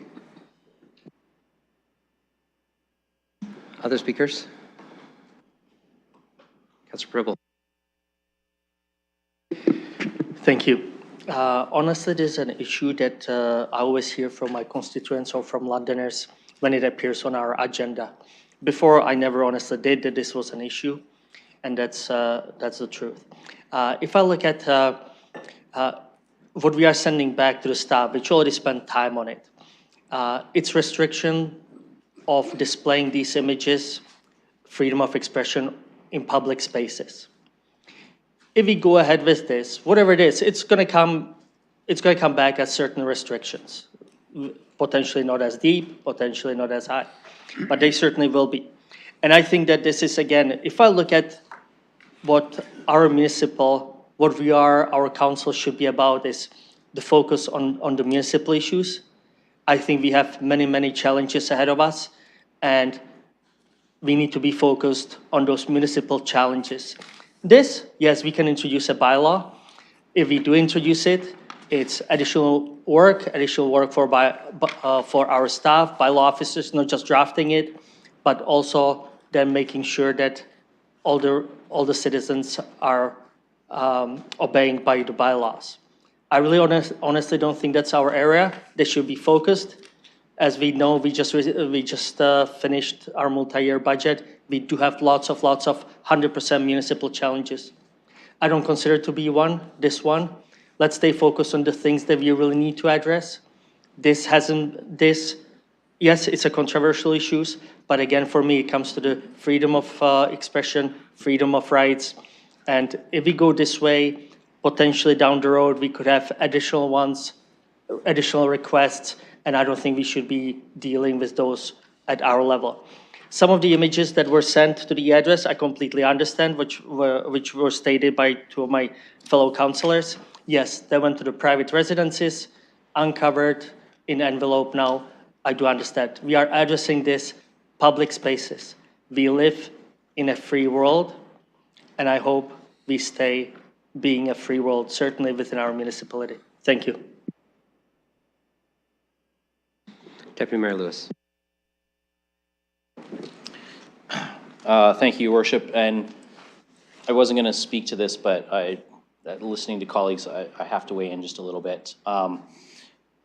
First of all, I will say that I agree with both the concerns that we are treading into a potential field of trouble, but also that we're hearing requests to do something on this. And I do reflect on the past term of council when we brought forward something that did deal with door-to-door delivery. And I want to say what Councillor Trussow said is absolutely correct. And I looked at it on Sunday night, and I double-checked my folder from the last term of council. The exact same names, the exact same addresses, the majority of them not from London, and I will be a little less diplomatic and considerate than Councillor Trussow has been. For me, someone from Alberta does not influence my decision as a London councillor making decisions for the people of London. They did not elect me. They do not even live in the provincial jurisdiction in which I'm elected, and those considerations carry zero weight with me when I'm reflecting on what Londoners are asking for. So I agree with everything that Councillor Trussow said about this being boilerplate material. I do think that we have some very real challenges, though, in how we might regulate some of these displays. And it took us a long time to get to how to regulate the door-to-door mail. Many long Community and Protective Services Committee meetings, which Councillor Pelosi and I sat through as well. So I want to, but I also do understand I don't want to keep asking staff to spend more and more time on this, but I don't think asking them to go back and take one more look and come back to us one more time with some ideas, some recommendations, is something that is way out of the realm for me to support. I can support that. I do want to take this opportunity, though, to express to staff my concern, and Councillor Pribble touched on this. When it comes to being able to enforce this, I really do hope that when staff comes back, they also provide us some thought in terms of resources and how practical it will be to enforce this, because I know for myself, as much as I recognize that there are people who would really like us to focus some enforcement on this, I want our enforcement focused on the property standards complaints we get about poor upkeep of residential rental units and those things as well. So there's only so many hours in the day that Mr. Katolik's team can enforce so many things, and there's a lot of other pressing issues out there that are, again, I don't want to minimize how this can be traumatic to somebody, but in terms of, immediate jeopardy to someone's life, not having potable water in their apartment or not having heat in their apartment in January because it hasn't been maintained by a landlord is something I want by law prioritizing over images displayed by a protest or by somebody set up on the street side. So, there's some considerations here that are still out in the wild for me a little bit. So I'm willing to support this referral. I do hope through you, I don't want to get into amending things. I just hope staff take my comments about wanting to know about the practicalities and resources that would be needed for enforcement as something they can provide when they do come back to us with a draft if this is passed. Go ahead, Councillor Pelosi. Thank you, and thank you to my colleagues. As both sides of this argument, what I'm hearing is accurate. I would like to highlight that on page 2, for anyone who needs it, there is an employee assistant program if you felt triggered by any of the comments here today at council, and a public number to reach out for as well, should someone like to have a conversation with appropriate trained people. Speaking strictly on the motion, I'm going to support it. I did so at committee. And for those reasons that I've heard from several colleagues today, that this report back, as Mr. Katolka has already said, there's no bylaw they could enforce under currently, so it's currently done under other bylaws. The bylaw that committee asked to come back would be a standalone bylaw, like we did for the graphic flyers. It would not be connected to the sign and street bylaw one, which is the one that staff had drafted and brought back. So we're asking for a change and to go back. And part of that conversation we did have at committee do tie into the questions that Deputy Mayor Lewis just raised about enforcement. How would we enforce it? What kind of penalties would come with it, if any? How would those be collected through the automated monetary system? So those are some questions that committee asked and the information we want to get back before we even get into a conversation. And as always, if we do decide to go down this path, a public participation meeting would be automatically triggered by any bylaw change. Thank you.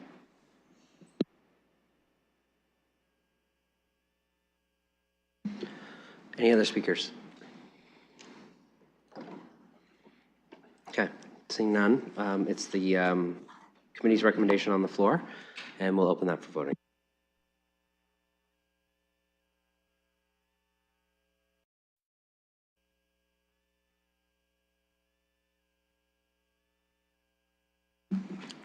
Closing the vote, motion carries 9-6. Go ahead, Councillor. That concludes that report, and then you have me again for audit. I do, and it's audit time, so you may as well go ahead and do the first report of the audit committee. Thank you. I've not been given notice to pull anything from audit. I'll hold my opening statements should anyone want anything pulled. Anybody want anything dealt with separately on the audit committee? Okay. Thank you. I will put all items 1 through 6 on the floor from the audit committee, the first report, and just want to recognize Councillor Stevenson as being elected as the vice chair of this committee. Okay, great. Anybody want to make any comments on the audit committee? Okay, seeing none, we'll open that for voting.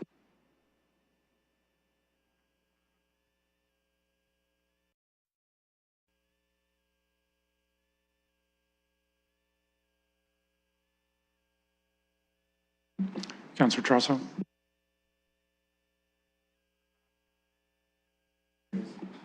Closing the vote, motion carries 15-0. Thank you, and that concludes the first report of the audit committee. Okay, next we have the 5th special report of the Corporate Services Committee. I'll go to Councillor McAllister. Thank you. Through the mayor, I'm happy to put forward the 5th special report of the Corporate Services Committee. I have been informed by Councillor Rahman that she would like item 4, which is 2.3 from the committee report, which is the government relations consulting assignment. So I'd like to put items 1 through 3 on the floor. Okay, so does anybody else want anything dealt with separately aside from how Councillor McAllister delineated it? No? Okay, so I'll let you move that motion, which is everything except item 2.3 from the committee's report. Okay, I'd like to put on the floor items 1 through 3. Okay, any discussion on those? Okay, we'll open that for voting.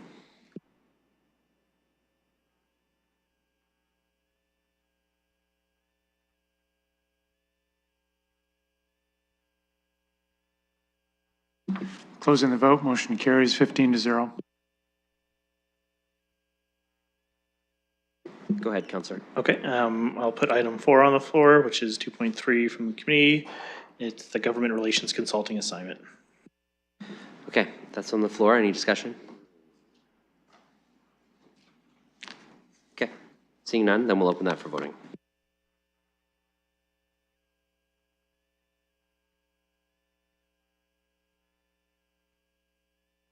Closing the vote, motion carries 14-1. And that concludes the report. Thank you. The next special report is SPPC. You may remember this from this morning. So I'll turn it over to Deputy Mayor Lewis. Thank you, Your Worship, and through you, with particular thanks to our City Clerk Department for turning this information around so lightning fast for us, is our 6th special report of the Strategic Priorities and Policy Committee. There are 2 items, the disclosures and the contract amendments for the overnight and day spaces for unsheltered Londoners. And I'm prepared to put that on the floor. Okay, that's on the floor. I'll look for comments and debate. Go ahead, Councillor Stevenson. Thank you. I'm going to ask for that to be voted on separately again, as we did at committee. And I'm not going to repeat anything that I said at, Sorry? Yeah, that's fine. We can, so you want to do the disclosures separate from the actual report? We can do that. The only other thing on the committee is disclosures. Well, of which my apologies, I thought this was the one from this morning. it is the one from this morning. There's only 2 actual items that we dealt with, the item in consent and then just disclosure. Yes, go ahead. Maybe I'm not misunderstanding. Oh, okay. I understand what you want to do now. Yes.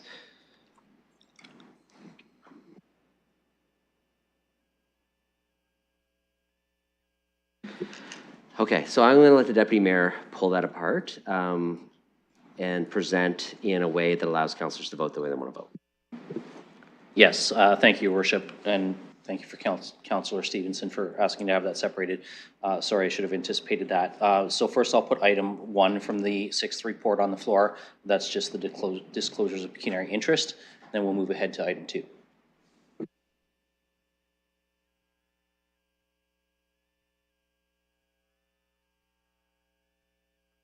Okay, so this is just the disclosures. I don't anticipate anyone wants to debate that. So we'll open that for voting as soon as it's ready.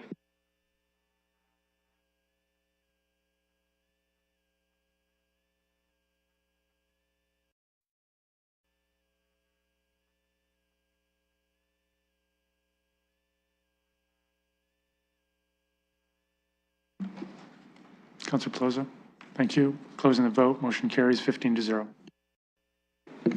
And now, Your Worship, I'm going to proceed in the same order as we followed this morning. I'm going to put item 2, clause A on the floor, then I'll do clause B, and then I'll do the remaining clauses.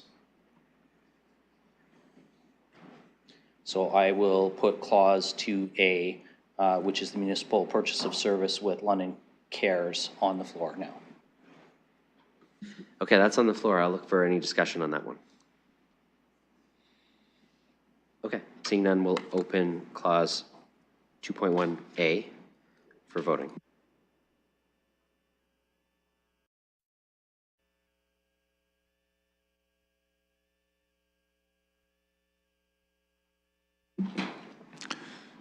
Closing the vote, motion carries 14-1. And now I will put clause 2B, that is the contract extension, municipal purchase of service with safe space, on the floor. Okay, any discussion on that one? Go ahead, Councillor Stevenson. Thank you. As I said, we had a lengthy discussion about this at committee, and I won't be repeating that. But I did just want to say, in anticipation of many comments I'm sure I'm going to see on social media, where they like to say that I don't believe that women, vulnerable women caught in the sex trade, that they don't deserve shelter services. And that is absolutely not true. They will say that it goes against my beliefs, morals, judgments. Again, absolutely untrue. There is no, I fully support services for women in all situations. This is not about any personal judgment or belief. In Canada, the purchasing of sex is illegal in all circumstances. And on Safe Space website, it says that their model is one of empowerment, with the goal of helping those who provide sexual services to operate with safety and dignity. And so again, like I said this morning, this is a philosophical difference around what help looks like and what should be done with taxpayer dollars. I will unapologetically oppose using taxpayer money to enable Londoners trapped in active addiction and/or the sex trade. I've been consistent in my voting, and today will be no different. I voted no at committee, and I will be voting no again here at council. Other speakers? Okay, seeing none, we'll open this one for voting.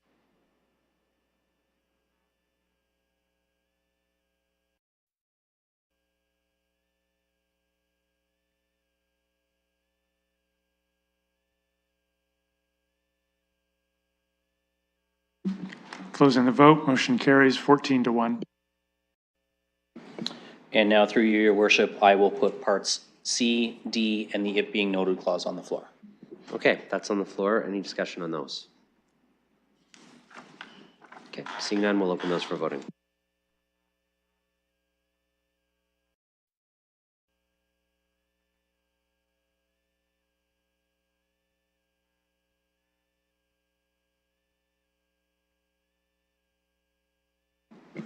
I vote yes.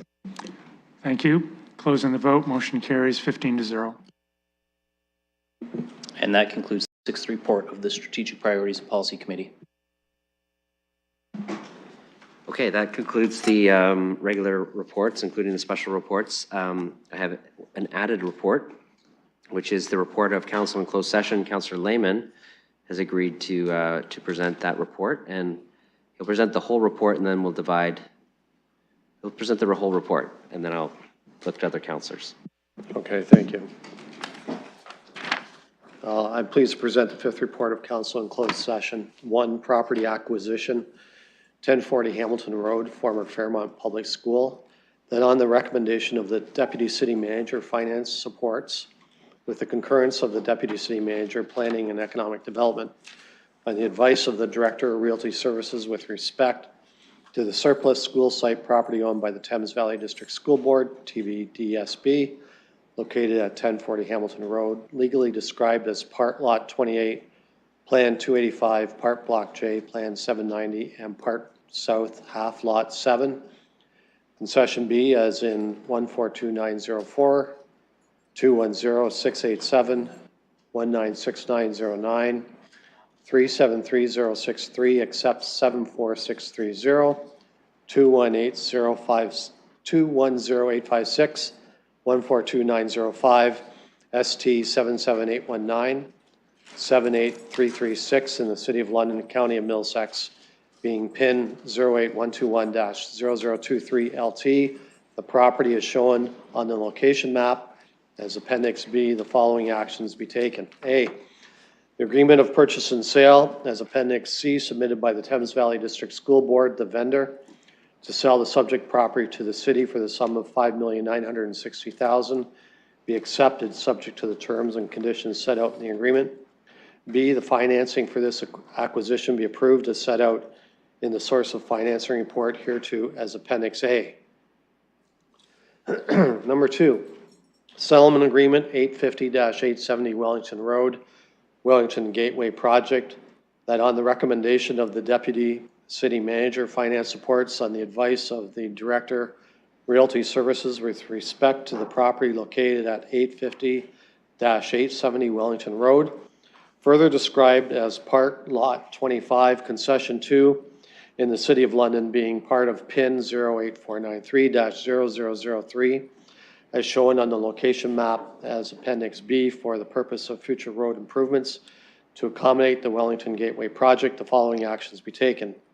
A, the settlement agreement from Clora Holdings Limited to settle the outstanding expropriation compensation to the property owner for the total sum of $13,000 be accepted, subject to the terms and conditions as set out in the agreement as Appendix C.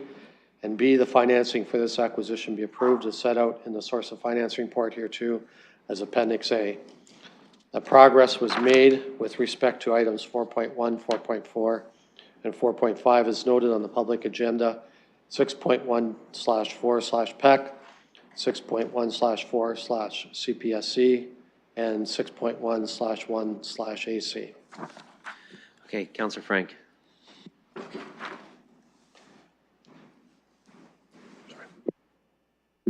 Thank you. Yes, I just wanted to say that I did declare a conflict of interest for item 6.1 on the CSC agenda as my partner works for the school board. Okay, so we can deal with those separately. So I'll have Councillor Lehman just divide that appropriately. Okay, so I will just put 1, the property acquisition of 1040 Hamilton Road on the floor. Okay, so just that one's on the floor. Is there?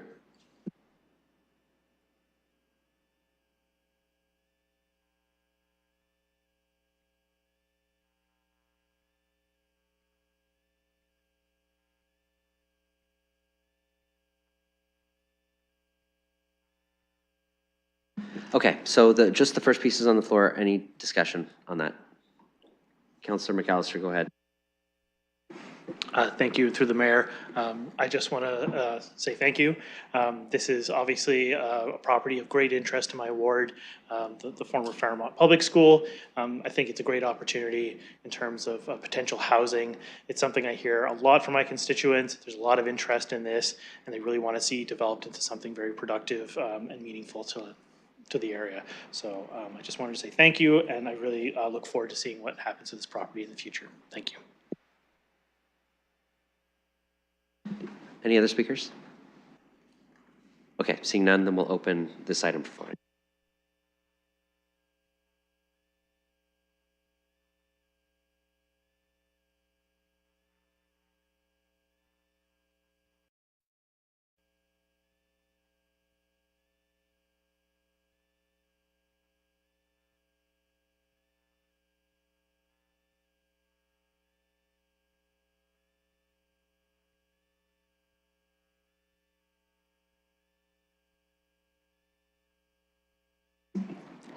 Closing the vote, motion carries 14-0 with 1 recuse.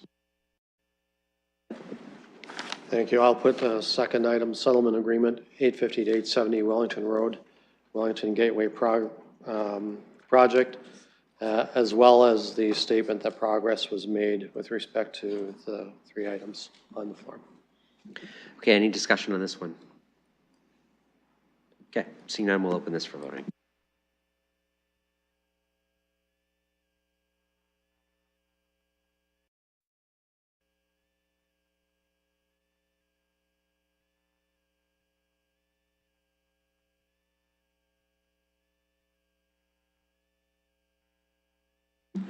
Closing the vote, motion carries 14-1. And of course, you already made the it being noted on the other one for progress, so appreciate you doing that. And that concludes that part.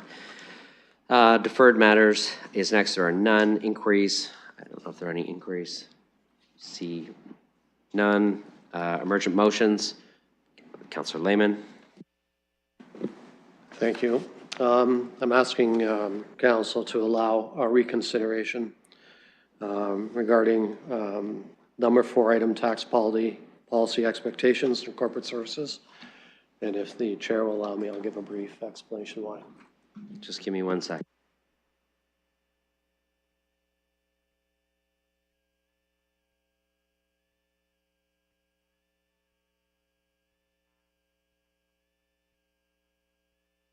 Okay, so for colleagues, Councillor Lehman can make this motion because he was on the winning side of the previous motion.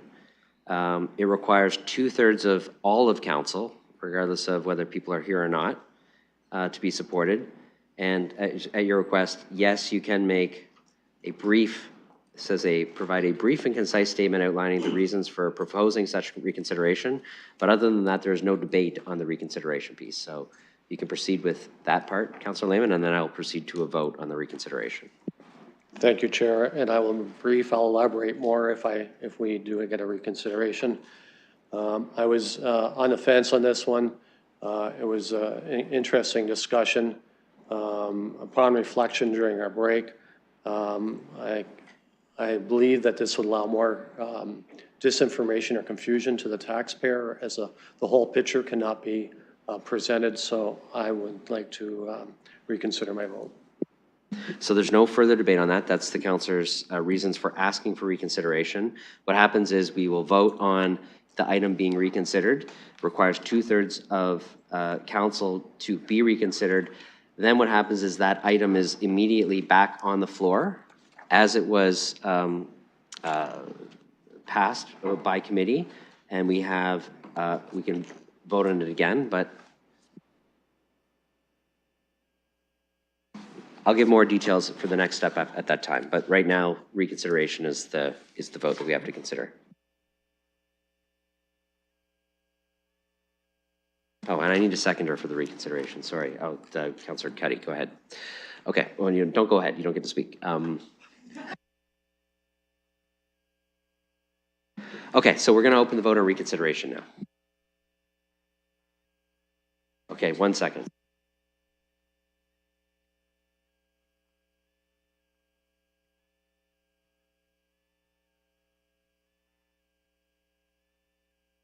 Now we'll open the vote.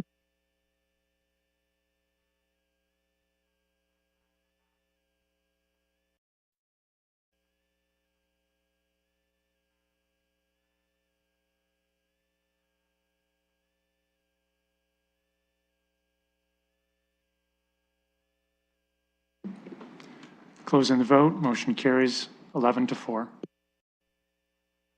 right, give me 1 second.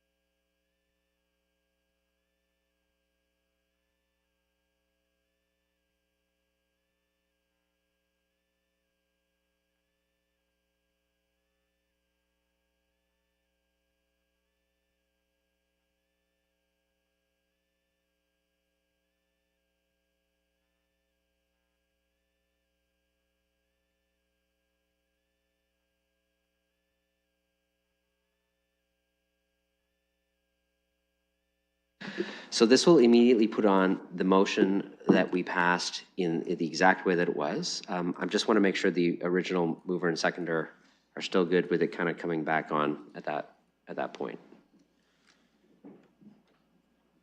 Okay. Oh, just 1 sec. We're not to debate yet. We're going to.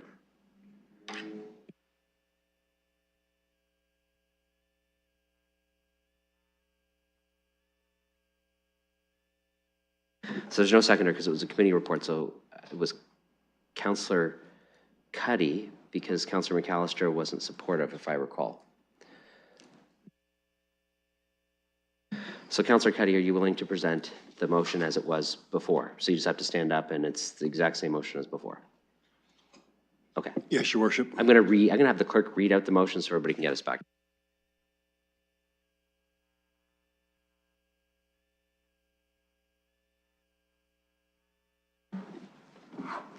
The motion is as follows. That the following actions be taken with respect to the 2024 tax policy expectations. The Civic Administration be directed to include an individual line item on the 2024 City of London final property tax billing and their accompanying property tax pamphlet identifying the impact of legislative changes set out in the 2024 to 2027 multi-year budget. And B, on the recommendation of the Deputy City Manager, Finance Supports, the staff report dated February 26, 2024 be received for information.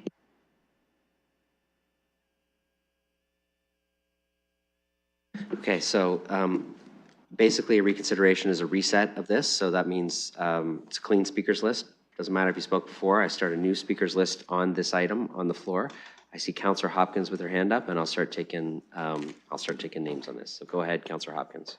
Yeah, thank you, Your Worship. I do have a procedure question, though. I don't mind if you take that from the time that I can speak here, but why is this an emergent motion, a reconsideration of a vote?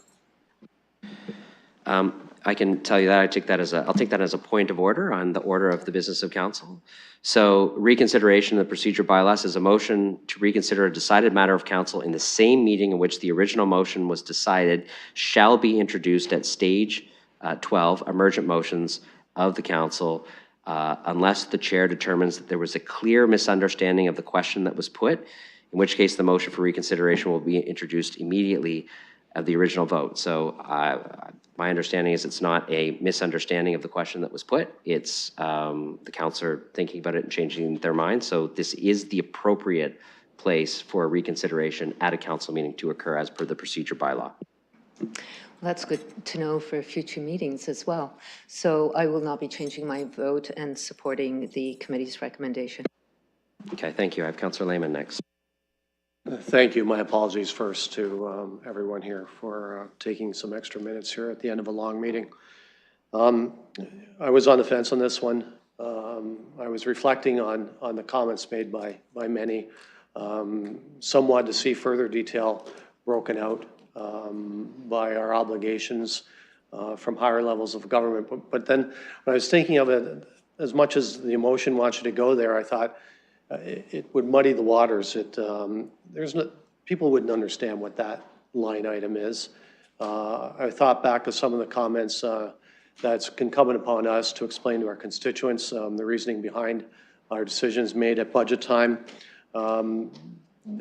Actions of higher levels of government is highly complex, and it's an ongoing thing.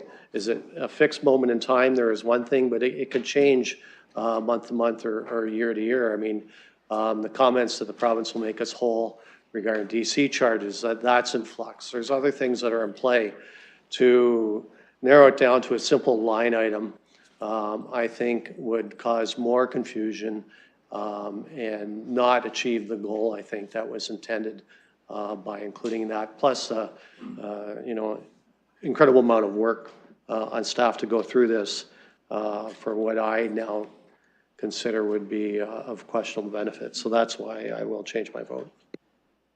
Okay, thank you, Councillor. Any other speakers to this matter? Go ahead, Councillor Pelosa.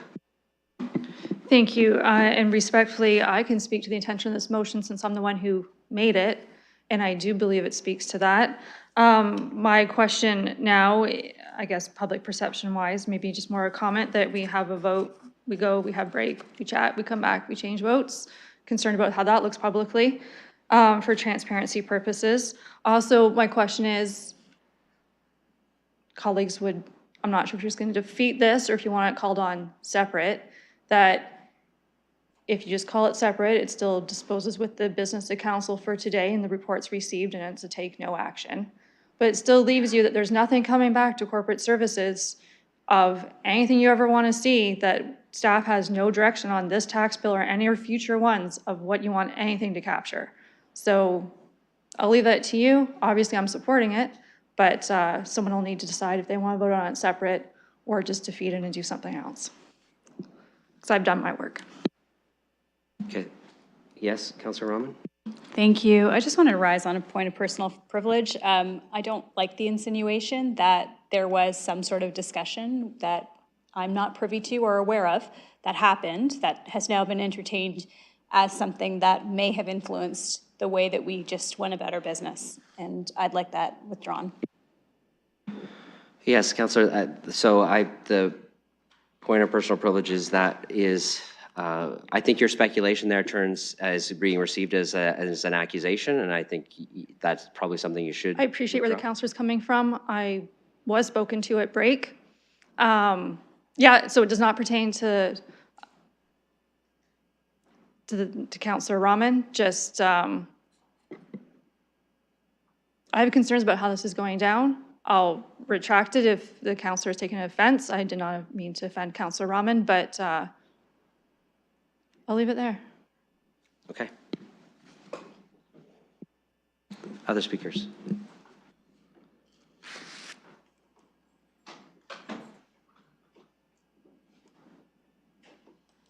Okay, seeing none. So this is the original committee's recommendation on the floor. It's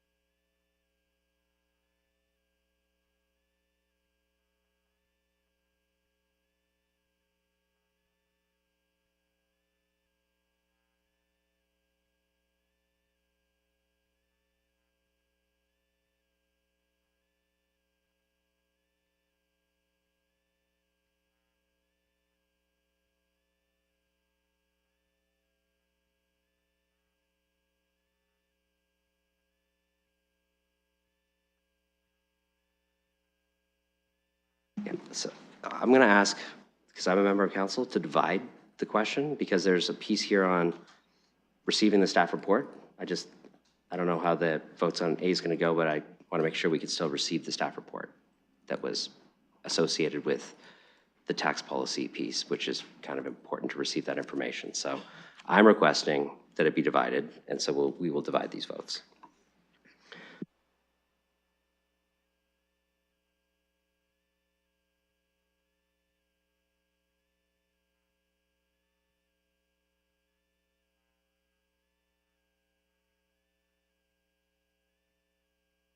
Okay, so it's just A now. which is the direction about the property tax billing, just A. We're going to open that for voting.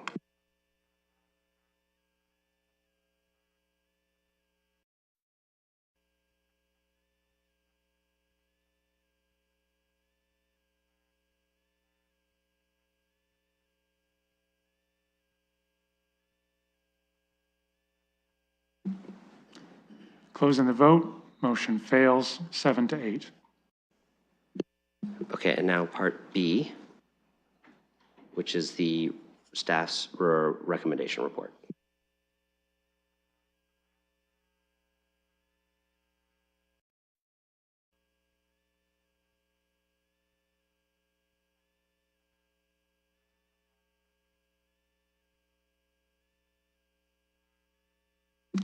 Closing the vote, motion carries 14-1. Okay. Other emergent motions. Okay, we're on to bylaws then. We're going to divide up bylaws based on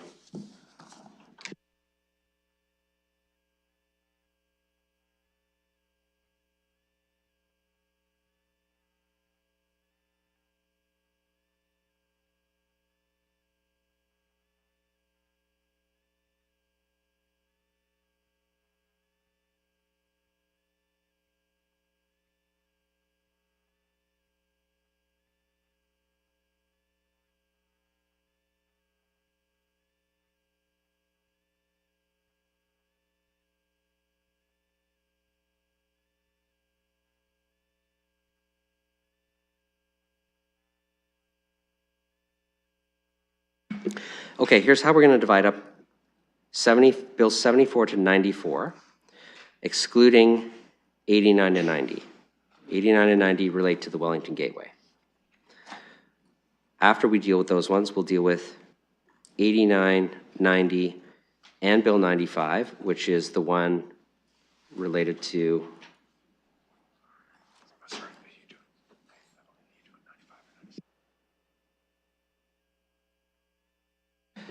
89, 90, and 96, which then deals with the Wellington Gateway ones, plus the new Wellington Gateway one coming out of in camera, so all three of those are together. And then we'll deal with added Bill 95, which is the one that Councillor Frank declared a conflict on. So. Is it backwards? Okay, the bills may be numbered incorrectly there. I just want to make sure that I have that, because although the order was as we dealt with them, it might be a different bill order. Right, so 89, 90, and 95 are the Wellington Gateway ones, so we'll deal with that.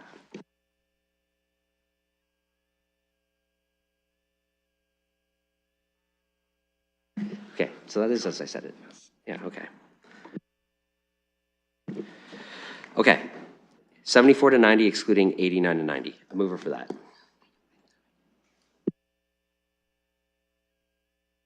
Hopkins, Councillor Hopkins and Deputy Mayor Lewis.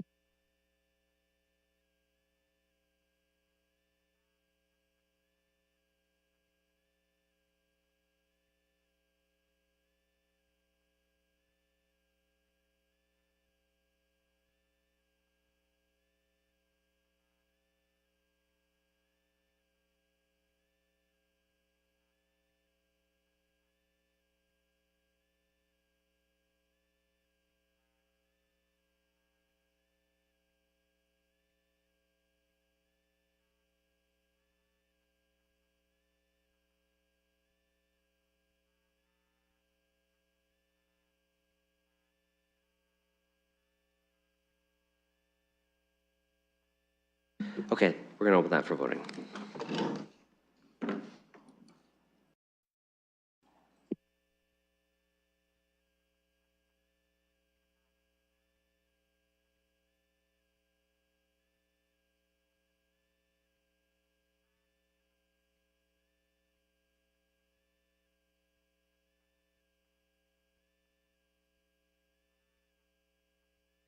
Closing the vote, motion carries 15-0.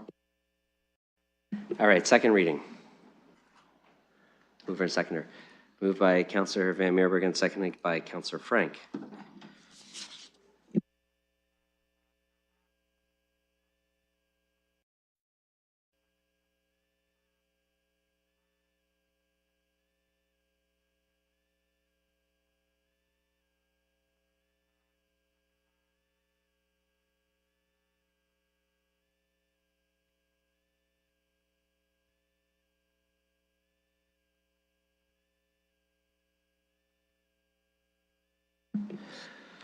Okay, so that vote was canceled. I'm just going to say one quick word on this. I'm not going to leave the chair. This package of bills includes the rescinding, the actual formal rescinding effective at the retirement of the city manager's appointment bylaw.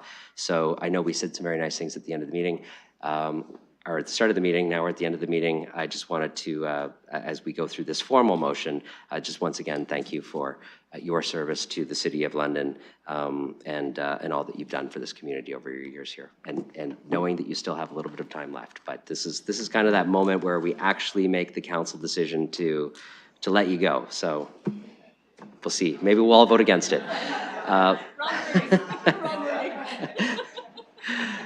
Okay, so I didn't want that moment to pass us by because it is the formal way council decides things. So this is the moment where we accept her retirement. With that being said, does anybody else have anything to say on this package of bills? Okay, we'll open that for voting.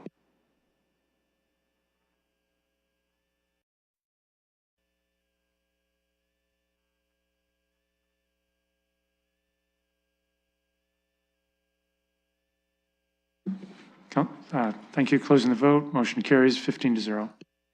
And third reading of the same set of bills. Mover, Council.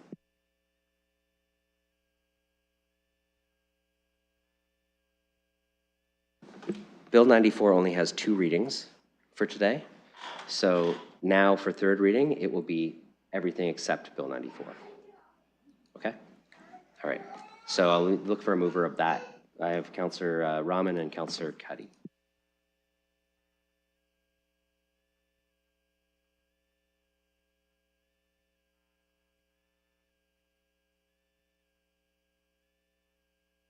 Bill 94, for those who are asking, is a drainage bylaw of which we can only give first and second reading for.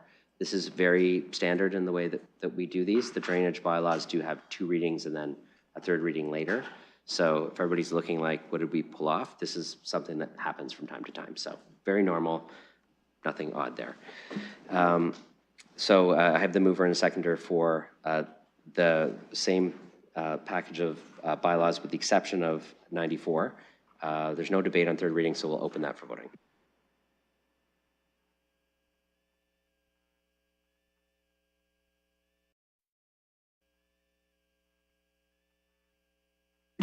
Closing the vote. Motion carries 15-0.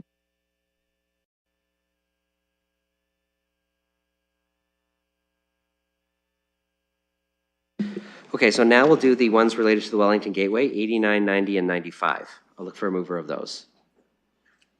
Yours is 96. So 89, 90, 95. Councillor Hopkins, Councillor Frank. Moved and seconded. We'll open that for voting.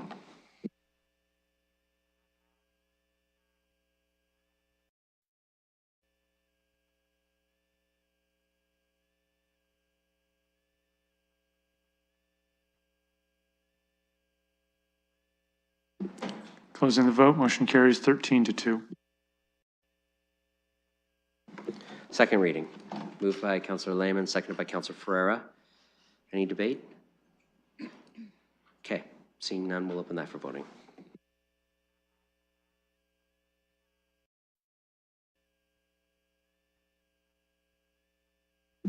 Closing the vote. Motion carries 13-2.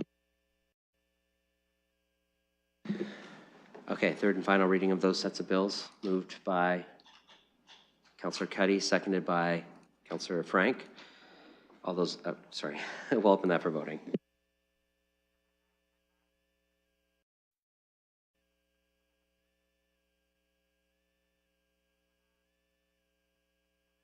Closing the vote. Motion carries 13-2.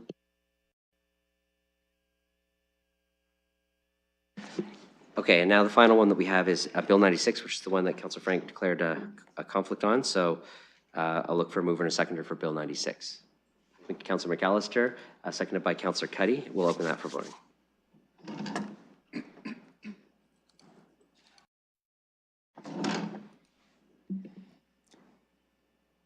Closing the vote. Motion carries 13 to 1 with 1 recuse.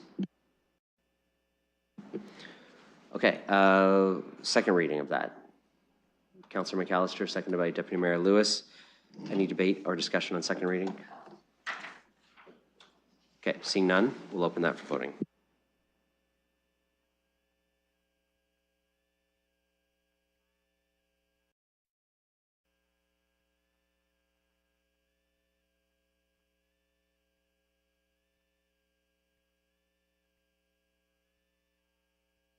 Councillor Rowan?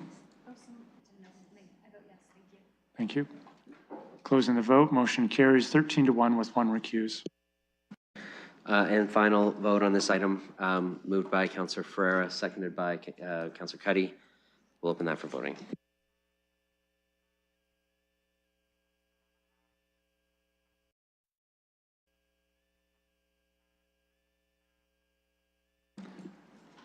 Closing the vote. Motion carries 14 to 0 with 1 recuse.